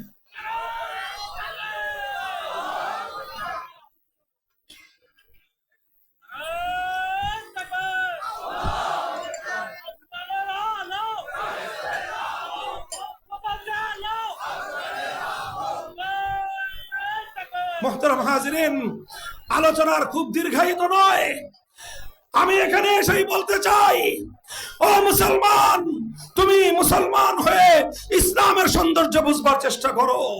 তুমি যদি অমুসলিম হয়ে থাকো, কোনো আপত্তি নাই, তোমাকে আমরা ইসলামের দাওয়াত দিব শান্তিপূর্ণ ভাষায়। তোমার উপরে ইসলাম গ্রহণ করার জন্য কোনো প্রেসার নাই। তুমি ইসলাম গ্রহণ করলে স্বেচ্ছা গ্রহণ করবে, স্বেচ্ছা গ্রহণ করতে না চাইলে কোনো চাপাচাপি নাই। কিন্তু আমরা তোমাকে নিশ্চয়তা দেই, আমরা তোমাদেরকে নিরাপত্তা ব্যবস্থার কথা অগ্রিম অঙ্গীকার ব্যক্ত করে বলতে চাই, আমার জমিনে যদি আল্লাহর কোরআনের রাজ কায়েম হয়, ইসলামী সোনালী শাসন ব্যবস্থা, খেলাফতের ব্যবস্থা যদি কায়েম হয়, ধর্ম বর্ণ নির্বিশেষে প্রতিটি মানুষের যাবতীয় অধিকার নিশ্চিত হবে, নিশ্চিত হবে, নিশ্চিত হবে ইনশাআল্লাহ। কাজে ও মুসলমান, তোমাদের কাছে আমার আহ্বান, হে মুসলমান, আজ বিপুল পরিমাণ মুসলমানরা একটা হীনমন্যতার শিকার। ওই যে প্রথম বলেছিলাম যে এই প্রশ্ন, যদি ইসলামী রাষ্ট্র হয় হিন্দু রাষ্ট্র হতে পারবে না কেন? যদি ইসলামী রাষ্ট্র হয় বৌদ্ধ আর খ্রিস্ট রাষ্ট্র হতে পারবে না কেন? প্রশ্নের জবাব হলো এই, ইসলামের পক্ষে আধুনিক যুগে রাষ্ট্র পরিচালনা করা সম্ভব, হিন্দু ধর্মের পক্ষে আধুনিক যুগে রাষ্ট্র পরিচালনা করা সম্ভব নয়। ইসলামের পক্ষে আধুনিক যুগে রাষ্ট্র পরিচালনা করা সম্ভব, বৌদ্ধ, খ্রিস্টান, ইহুদি, পৃথিবীর আর কোন ধর্মের মধ্যে রাষ্ট্র পরিচালনা করবার মতো কোনো ফর্মুলাই নাই। আরে ভাই, নির্বাচনে লড়াই হয়, মারামারি হয় কখন? যখন প্রতিদ্বন্দ্বী প্রার্থী থাকে তখন সে না। কি বলেন, কথা বুঝেন নাই? আরে ভাই, নির্বাচন যখন প্রতিদ্বন্দ্বিতা হয়, মারামারি লড়াই কখন হয়? প্রার্থী যখন একাধিক হয়। আর প্রার্থী যদি হয় একজন, এখানে কোনো লড়াই হয়? এখানে কোনো মারামারি হয়? এখানে কম্পিটিশনের মধ্যে তো ইসলামের সঙ্গে অন্য কোনো ধর্ম মাঠেই নামতে পারলো না। কিসের লড়াই, কিসের মারামারি, কিসের সংঘাত? ইসলাম শুধু মুসলমান নয়, সমস্ত ধর্মাবলম্বীর অধিকার নিশ্চিত করবে। ভাই, আখেরি আর একটা গল্প বলে আমার বক্তব্য শেষ করতেছি। এই যে ইসলামের শ্রেষ্ঠত্ব, ইসলামের এই যে সৌন্দর্য, আমি শুরুতেই বলেছিলাম, মুসলমানরা বুঝতে না পারলেও ইহুদি খ্রিস্টানরা কিন্তু প্রথম দিন থেকেই তারা জানে। এই জন্যই তারা ইসলামের প্রতি বিদ্বেষ পোষণ করে। ইহুদিরা ইসলামের প্রতি বিদ্বেষ পোষণ করে। ইসলামের রাষ্ট্র ব্যবস্থা, ইসলামের রাজনৈতিক বন্দোবস্ত যেন আল্লাহর জমিনে কায়েম হতে না পারে, তারা একটা ষড়যন্ত্রের জাল বুনেছে। কিসের জাল? একটা ষড়যন্ত্রের জাল বুনেছে। এই একটু বসেন, একটু বসেন, 5 মিনিট কথাটা শেষ করি। তারা একটা ষড়যন্ত্রের জাল বিস্তার করেছে। ষড়যন্ত্রের জালটা হলো, ঠিক আছে ভাই, যেহেতু রাষ্ট্রের মধ্যে ধর্ম টেনে আনতে গেলে ধর্মগুলোর মধ্যে পারস্পরিক মারামারি সংঘাত দেখা দিতে পারে, এই জন্য রাষ্ট্রের মধ্যে কোনো ধর্মের প্রয়োজন নাই। এই কথা বলে ধর্ম নিরপেক্ষ মতবাদ নামক একটা কুফরি মতবাদ এই ইহুদি খ্রিস্টানরা মিলে আবিষ্কার করেছে। কেন রাষ্ট্রের মধ্যে ধর্মের প্রয়োজন হবে না কেন? ভাই, আমার প্রশ্ন, আপনারা সবাই একটু বুঝে শুনে জবাব দেন। ধর্ম ভালো জিনিস না খারাপ জিনিস? চিৎকার করে বলেন, ধর্ম ভালো জিনিস না খারাপ জিনিস? তো ধর্ম যদি ভালো জিনিস হয়, ব্যক্তির জীবনে ভালোর দরকার, পরিবারের মধ্যে ভালোর দরকার, ধর্মে মসজিদ মাদ্রাসার মধ্যে ভালোর দরকার, রাষ্ট্রের মধ্যে কি ভালোর দরকার আছে না নাই? তো যদি ধর্ম ভালো জিনিস হয়ে থাকে, ব্যক্তির জীবনে ধর্মের দরকার হলে, পরিবারে ধর্মের দরকার হলে, ব্যবসা বাণিজ্যে ধর্মের দরকার হলে, রাষ্ট্রের মধ্যে ধর্মের তো আরো বেশি দরকার। কিন্তু রাষ্ট্রের মধ্যে ধর্মের দরকার বললেই অন্য ধর্মগুলো ইসলামের সঙ্গে প্রতিযোগিতা টিকতে পারে না। তখন তারা ষড়যন্ত্র করে এই মতবাদ আবিষ্কার করলো যে বলে কি, ধর্ম যার যার, রাষ্ট্র সবার। এই কথা বলে রাষ্ট্র থেকে ধর্মকে আলাদা করবার একটা কুফরি মতবাদ তারা আবিষ্কার করেছে। এই কুফরি মতবাদ হিন্দুরা বিশ্বাস করতে পারে, এই কুফরি মতবাদ বৌদ্ধরা বিশ্বাস করতে পারে, এই মতবাদ ইহুদি খ্রিস্টানরা মানতে পারে। এই কুফরি মতবাদ যারা আল্লাহর কোরআনকে বিশ্বাস করে, যারা ইসলামকে বিশ্বাস করে, যারা আল্লাহর পয়গম্বরকে আখেরি নবী, পরিপূর্ণ নবী বলে বিশ্বাস করে, তারা ধর্ম নিরপেক্ষ মতবাদ নামক কুফরি রাজনৈতিক মতবাদ কোনদিন মানতে পারে না, বিশ্বাস করতে পারে না। নারায়ে তাকবীর! ইসলাম ছাড়া অন্য কিছু মানি না, মানবো না। বিশ্বের মুসলিম আমরুল হক, এগিয়ে চলো। ভাই একটা গল্প বলে, ছোট্ট একটা গল্প, ধৈর্য আছে শোনার? গোয়ালা চিনেন? গোয়ালা কারেকে বলে? গোয়ালা কাদেরকে বলে? দদু গরুর দুধ বিক্রি করে, এদেরকে কি বলে? আমাদের দেশে গোয়ালা বলে, আপনারা কি বলেন? গোয়াল বলেন। আচ্ছা ঠিক আছে, গোয়াল বলেন, গোয়ালা যাই বলেন। আর একটা আছে গৃহস্থ, আপনারা কি বলেন? গৃহস্থ বা গেরস্থ, বিভিন্ন আঞ্চলিক ভাষায়। আচ্ছা, গৃহস্থের বাসায় গরু থাকে না? থাকে। গৃহস্থ গরু দিয়ে কি করে? হাল চাষ করে। গোয়ালার বাসায় গরু গৃহস্থের চেয়ে কম থাকে না বেশি থাকে? বেশি থাকে। গোয়ালা গরু পালে কেন? দুধ বিক্রি করার জন্য। গোয়ালা গরু পালে কেন? দুধ বেচার জন্য। গৃহস্থ গরু পালে কেন? জমি চাষ করার জন্য। তো গমিজ আর গাই গরু দিয়ে চাষ করে না, হাল হাল চাষ করে ষাঁড় বা বলদ গরু দিয়ে। কিন্তু বলদ গরু পালতে হলে 2-4টা গাইও পালতে হয়, কথা ঠিক? এখন গৃহস্থ যে 1-2টা গাই পালে, ওই গায়ের দুধ কি করে গৃহস্থ? ওই দুধ নিজে কিছু খায় আর বেশি ওর বাছুরি খায়, কথা ঠিক কিনা? কারণ ওই দুধ দহন করে টাইম মতো বাজারে বিক্রি করতে হবে, গৃহস্থের সেই ধান্দা নাই। এই জন্য নিজে বাসায় বাচ্চা কাচ্চা থাকলে দুধ খাবে, আর ওই গরুর বাছুরি দুধ খায়। আর গোয়ালা কি করে? গোয়ালা তো দুধ মানে গরু পালেই দুধ বিক্রি করার জন্য। এই জন্য গোয়ালা কি করে? সকালবেলা দুধ দহন করতে করতে টানতে টানতে টানতে টানতে দুধ যা ছিল ভিতরে সব বের হওয়ার পরে আর বের হয় না, বাতাস বের হয়, একটু পরে রক্ত বের হবে, তারপরে গিয়ে ছাড়ে। তারপরেও গোয়ালার মন ভরে না, এখনো পাতিল ভরে নাই, এখনো বালতি ভরে নাই। এরপরে গিয়ে আবার কতক্ষণ চাপ কলে দোয়া, কথা ঠিক? যাই হোক, আমানতদার গোয়ালা হইলে আর ওইটা করে না। কিন্তু ভালো হোক খারাপ হোক, সব গোয়ালাই সমস্ত দুধটুকু দহন করে নিয়ে যায় বাজারে বিক্রি করতে। এই জন্য গোয়ালার বাছুরের কপালে দুধ জুটে না, কথা ঠিক না বেঠিক? এখন গোয়ালার বাছুর আর গৃহস্থের বাছুর, বাছুর তো বাছুর, দুইটা এক মাঠে বিচরণ করে, দুজন একই বয়সের, দুইজনের মধ্যে খুব খাতির জমছে। এখন গোয়ালার বাছুর আর গৃহস্থের বাছুর মাঠে হাঁটতে হাঁটতে বলে যে, দোস্ত চলো এক কাজ করি, একটা আমরা কম্পিটিশন করি। কি করি? কম্পিটিশন, প্রতিযোগিতা দেই। এখন গোয়ালার বাছুর জিজ্ঞাসা করে, কি কম্পিটিশন দিবি? এখন গৃহস্থের বাছুর, সে তো দুধ খেয়ে হৃষ্টপুষ্ট, সে কয় আসো, ওই যে গোরসে ঈদগাহ মাঠের শেষ মাথা 3 কিলোমিটার দূরে দেখা যায় একটা একেবারে একটা গাছ, ভিটামাটি, এখান থেকে এক দৌড় দেই, কে আগে ওখানে পৌঁছতে পারে, এটাই হবে আমাদের কম্পিটিশন। অত খেয়ে রুষ্টপুষ্ট খালি দৌড়িতে মনে চায়। গোয়ালার বাছুর চিন্তা করে যে, তুই তো আধা কেজি সকালে আধা কেজি বিকালে দুধ খাও, আমার কপালে রাত দিন 24 ঘন্টা 1/2 টাকা দুধ কপালে জুটে না। আমার শরীরে তোমার মতো এত এনার্জি নাই যে আমি এখান থেকে এত জোরে দৌড় দিব। ও জানে যে দৌড় প্রতিযোগিতা দিলে নির্ঘাত হারবে। এই জন্য গোয়ালার বাছুর বলে যে, এত রোদ, এই রোদ্রের মধ্যে দৌড়াতে হয় না, এই রোদ্রের মধ্যে দৌড়াতে হয় না। তাহলে কি করবি? কয়, আমরা অন্য একটা প্রতিযোগিতা দিই, অন্য কম্পিটিশন। কি কম্পিটিশন? কয়, আমিও বসি, তুইও বস, বসে বসে দেখি কে বেশি লেজ নাড়াইতে পারে।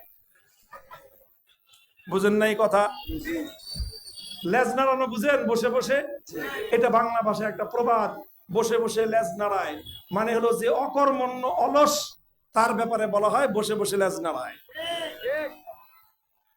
ভাই, গোয়ালার বাছুর শরীরে এনার্জি নাই, আর দুধ সবার মালিক দহন করে নিয়ে বাজারে বিক্রি করছে, শরীরে এনার্জি নাই, শক্তি নাই, এই জন্য লেজ নাড়ানো ছাড়া আর কোনো উপায় নাই। গৃহস্থের বাছুর সে তো দুধ পান করে হৃষ্টপুষ্ট, সে তো অলস না, বসে বসে লেজ নাড়ানো ওর ভাল লাগে না। ওর ভাল লাগে দৌড়াতে, ওর ভালো লাগে কর্ম করতে, ওর ভালো লাগে দৌড়ের প্রতিযোগিতা করতে। কথা বলেন ঠিক না বেঠি? এখন অবস্থা হয়েছে আমাদের এই, আলহামদুলিল্লাহ ইসলাম একটা হৃষ্টপুষ্ট ধর্ম। ইসলামের মধ্যে জীবনের সকল ব্যবস্থা আছে, ইসলামের মধ্যে রাজনৈতিক বন্দোবস্ত আছে, ইসলামের মধ্যে অর্থনৈতিক ব্যবস্থা আছে, ইসলামের মধ্যে রাষ্ট্র ব্যবস্থা আছে, ইসলামের মধ্যে নির্বাচন ব্যবস্থা আছে, ইসলামের মধ্যে সর্বশ্রেষ্ঠ বিচার ব্যবস্থা আছে। এই জন্য ইসলাম বলে আসো দৌড়ের প্রতিযোগিতা লাগাই, পৃথিবীতে সবচেয়ে সুন্দর বিচার ব্যবস্থা কারা উপহার দিতে পারে আসো প্রতিযোগিতা করি, আসো প্রতিযোগিতা করি। সর্বশ্রেষ্ঠ শাসন ব্যবস্থা কারা উপহার দিতে পারে আসো প্রতিযোগিতা করি। সর্বশ্রেষ্ঠ অর্থ ব্যবস্থা কারা উপহার দিতে পারে আসো প্রতিযোগিতা করি। সর্বশ্রেষ্ঠ ব্যাংকিং ব্যবস্থা কারা উপহার দিতে পারে আসো প্রতিযোগিতা করি। সর্বশ্রেষ্ঠ মানব জীবনের পূর্ণাঙ্গ ব্যবস্থা কারা দিতে পারে আসো প্রতিযোগিতা করি। ইসলামের এই প্রতিযোগিতার আহ্বানে সাড়া দেওয়ার সামর্থ্য ওই সকল অলস অকর্মণ্য যাদের ধর্মগুলোর মধ্যে সত্যিকার অর্থে আল্লাহর পক্ষ থেকে প্রদত্ত আদর্শ সংরক্ষিত নাই, সব নষ্ট আর ধ্বংস হয়ে গিয়েছে। এখন তাদের ধর্মে দুধ নাই, সব দুধ বাজারে বিক্রি হয়ে গেছে। এখন ওই সকল ধর্মগুলো তারা শুকনো অবস্থায়, এনার্জিহীন অবস্থায়। এখন তারা মুসলমানদেরকে ডাক দেয় দৌড়ের প্রতিযোগিতা করার দরকার নাই, আসো দেখি কে বেশি লেজ নাড়াইতে পারে। আরে ভাই, ধর্মনিরপেক্ষ মতবাদ মানেই হলো লেজ নাড়ানোর মতবাদ। রাষ্ট্র থেকে ধর্মকে মাইনাস করবার ষড়যন্ত্র হলো লেজ নাড়ানোর ষড়যন্ত্র। আমরা ওপেন চ্যালেঞ্জ করে বলতে পারি আজকে तमाम পৃথিবীর এই যে পরিবেশ, আজকে গণতান্ত্রিক ব্যবস্থা বলেন, ধনতান্ত্রিক ব্যবস্থা বলেন, পুঁজিবাদী ব্যবস্থা বলেন, সমাজতান্ত্রিক ব্যবস্থা বলেন, সব ব্যবস্থার দিন শেষ। দুনিয়ার ধর্ম বর্ণ নির্বিশেষে 700 কোটি মানুষ যদি শান্তি চায়, নিরাপত্তা চায়, সোনার মদিনার ইসলাম ছাড়া বিকল্প কোনো রাস্তা নাই। হে বাংলার মুসলমান, হে আমার দিনাজপুর শহরের সচেতন মানুষ, আসুন একটা নতুন ধরনের স্লোগান তুলি আমরা। আমি স্লোগান তুলবো, আপনারা আমার সঙ্গে সঙ্গে সুর তুলবেন। লেজ নাড়ানোর দিন শেষ, ইসলামের বাংলাদেশ। কথা বলেন, লেজ নাড়ানোর দিন শেষ, লেজ নাড়ানোর দিন শেষ। যারা ধর্মনিরপেক্ষতার রাজনীতি করে, যারা বলে রাজনীতির মধ্যে ইসলামকে টেনে আনা যাবে না, যারা ইসলামবিহীন রাজনীতি করতে চায়, মুসলমানের ঘরে জন্ম নিয়ে যারা তাদের রাজনৈতিক ব্যবস্থাকে ইসলাম থেকে বিচ্ছিন্ন করেছে, দেখলেই কানের সামনে গিয়ে বলবেন ভাই লেজ নাড়ানোর দিন শেষ। পারবেন বলতে? লেজ নাড়ানোর দিন শেষ। আলহামদুলিল্লাহ, আমরা লেজ নাড়ানোর কর্মহীন অলস ধর্মের অনুসরণ আমরা করি না। আমরা একটা কর্মের ধর্ম অনুসরণ করি, আমরা একটা কর্মর ধর্ম অনুসরণ করি, আমরা একটা সচল ধর্ম অনুসরণ করি, আমরা এমন ধর্ম অনুসরণ করি পৃথিবীর সব জায়গায় চলে, কোথাও কি আমার ধর্ম আচরণ হয় না। ভাই, আমার আর তোমার পূর্বপুরুষরা, এই যে আপনাদের এলাকার নাম গোরে শহীদ, মানে কি জানেন? গোরে শহীদ মানে কি? শহীদের কবর। আরে গোরে শহীদ মানে কি? গোর এটা ফার্সি শব্দ, তোর গোরে বাংলাতে অনেক জায়গায় গোর বলে কবরকে। গোরস্থান বলেন না আপনারা? গোরস্থান মানে কি? কবরস্থান। গোর মানে হলো কবর, গোরে শহীদ মানে হলো শহীদের কবর। শহীদের কবর, তার মানে এলাকায় কোথাও শহীদের কবর ছিল, হয়তো আপনি জানেন না, আমি জানি না। এই যে শহীদের কবর অর্থ কি? আরে ভাই, শহীদের কবর অর্থ কি? শহীদের কবর অর্থ হলো এই, তোমার এই জমিনে তোমার পূর্বপুরুষ হয়তো 200 বছর আগে, না হয় 300 বছর আগে, না হয় 500 বছর আগে আল্লাহর এই জমিনে আল্লাহর দ্বীন জিন্দা করার জন্য আল্লাহর জমিনে জীবন দিয়ে, রক্ত দিয়ে দিনের ঝান্ডা সমুন্নত করে শহীদ হয়েছে। এই জন্যই তো গোরে শহীদ হয়েছে। কথা বলেন ঠিক না বেঠিক? কাজেই আমরা শহীদের সন্তান, তোমরা শহীদের সন্তান। আমার বাড়ি যেখানে আমার জন্মস্থান, ওটার নাম ঢাকার আজিমপুর গোরে শহীদ। আমিও গোরে শহীদে থাকি, আর তুমিও গোরে শহীদে থাকো। আমরা শহীদদের উত্তরসূরি। আমাদের পূর্বপুরুষরা কখনো অস্ত্র দিয়েছে এই মাটির জন্য, কখনো ঘাম ছড়িয়েছে এই মাটির জন্য, আর কখনো বুকের তাজা রক্ত দিয়েছে আল্লাহর জমিন, আল্লাহর দ্বীন জিন্দা করার জন্য। তারা একবার দিন জিন্দা করে দিল্লিকে হটিয়েছে, আর একবার দিন জিন্দা করার জন্য কলকাতাকে লাথি মেরেছে। সবকিছু ত্যাগ স্বীকার করে এই মাটিকে তারা আল্লাহর দ্বীন এবং ইসলামের জন্য মুক্ত আর আজাদ করেছে। কিন্তু দুঃখ এবং পরিতাপের বিষয়, এত রক্ত দিল, এত জীবন দিল সেই শহীদদের এই জমিনে, আজও আল্লাহর জমিনে, আল্লাহর এই মাটিতে আল্লাহর কোরআনের রাজ কায়েম হলো না। এটা আমাদের দুঃখের বিষয়, পরিতাপের বিষয়। কথা বলেন ঠিক না বেঠিক? তাই আজ নতুন বাংলার এই প্রান্তে দাঁড়িয়ে আমি একটা নতুন শপথ গ্রহণ করতে চাই। আমরা অনেক রঙের বাংলাদেশ দেখেছি বিগত 55 বছরে। প্রথমে একজন আমাদেরকে গান শুনিয়েছেন, সোনার বাংলাদেশ গড়বেন। এই কথা বলে তিনি যেই বাংলাদেশ গড়লেন, সেই বাংলাদেশের নাম হলো স্বৈরতন্ত্রের বাংলাদেশ। এরপরে আরেকজন আসলেন, তিনি বললেন নতুন বাংলাদেশ গড়বেন। নতুন বাংলাদেশের কথা বলে সেই পুরাতন চিত্র ছাড়া নতুন কিছুই আমরা উপহার পাই নাই। আরেকজন আসলেন, বললেন এবার হবে সবুজ বাংলাদেশ। আমরা পেলাম ধূসর বাংলাদেশ। এরপরে তো গান শুরু হলো ডিজিটাল বাংলাদেশ। ডিজিটাল বাংলাদেশে আমরা কি দেখলাম? বাংলাদেশের মানুষের কষ্টার্জিত সম্পদ যেই বাংলাদেশ ব্যাংকে সঞ্চিত থাকে, ডিজিটাল কায়দায় সেখান থেকে হাজার হাজার কোটি টাকা চুরি হয়ে যায়। ডিজিটাল কায়দায় আমার দেশের সম্পদ লোপাট হয়ে বিদেশে বেগম পাড়া গড়ে ওঠে। ডিজিটাল দুর্নীতি আর লোপাট ছাড়া কিছুই পাই নাই। বলতে চাই একটাই কথা, সোনার বাংলাদেশ দেখা শেষ, নতুন বাংলাদেশ দেখা শেষ, সবুজ বাংলাদেশ দেখা শেষ, ডিজিটাল বাংলাদেশও দেখা শেষ। এবার আমরা বাংলাদেশ দেখতে চাই ইসলামের বাংলাদেশ, আল কোরআনের বাংলাদেশ, খেলাফতের বাংলাদেশ।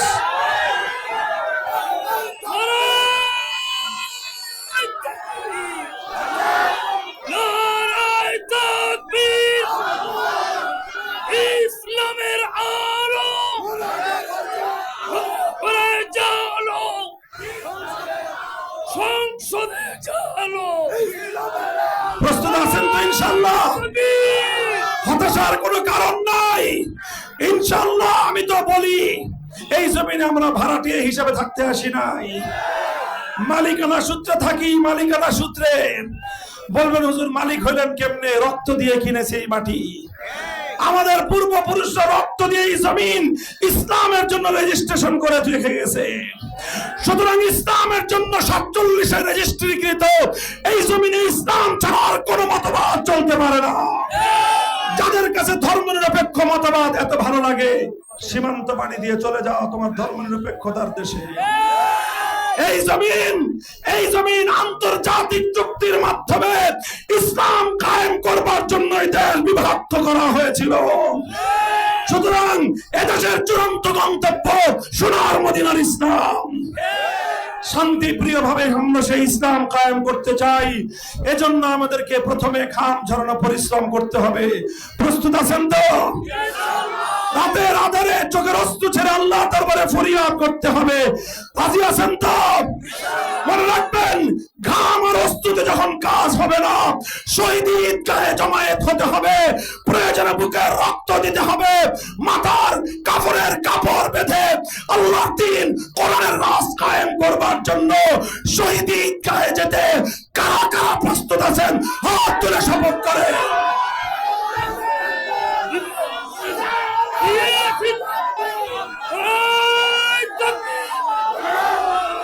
দিয়েছি তো রক্ত,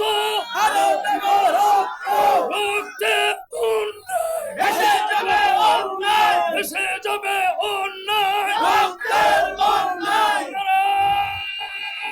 নারায়ে তাকবীর। আল্লাহ পাক আপনাদেরকে কবুল করেন, তৌফিক দান করেন। হ্যাঁ ভাই, এগুলা কি শুধু কথার কথা না অঙ্গীকার? বলেন কথার কথা না শপথ? আল্লাহ পাক এই শপথ রক্ষা করার তৌফিক আমাদের সকলকে দান করেন। আগামী 15ই নভেম্বর ঢাকার ঐতিহাসিক সোহরাওয়ার্দী উদ্যানে সম্মিলিত খতমে নবুয়ত পরিষদের উদ্যোগে খতমে নবুয়ত মহাসম্মেলন, ইনশাআল্লাহ ইমানি দায়িত্ব নিয়ে সকলেই সেখানে হাজির হবেন। স্লোগান মনে থাকবে, লেজ নাড়ানোর দিন শেষ।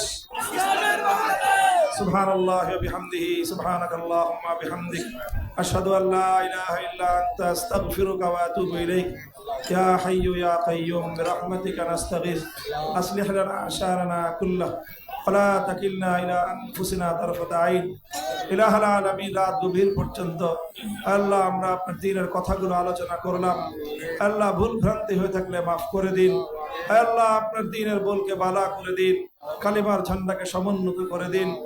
আল্লাহ আমাদের পূর্বপুরুষদের অশ্রু ঘাম আর রক্তে কেনা এই জমিন, আল্লাহ এই জমিনে আপনার কোরআনের রাজ আপনি কায়েম করে দিন। আল্লাহ এই মাহফিলকে আপনি কবুল এবং কামিয়াব ফরমান। আল্লাহ দিনাজপুর জেলা কওমি উলামা পরিষদকে আল্লাহ আপনি কবুল ফরমান, কওমি ঐক্য পরিষদকে কবুল করেন।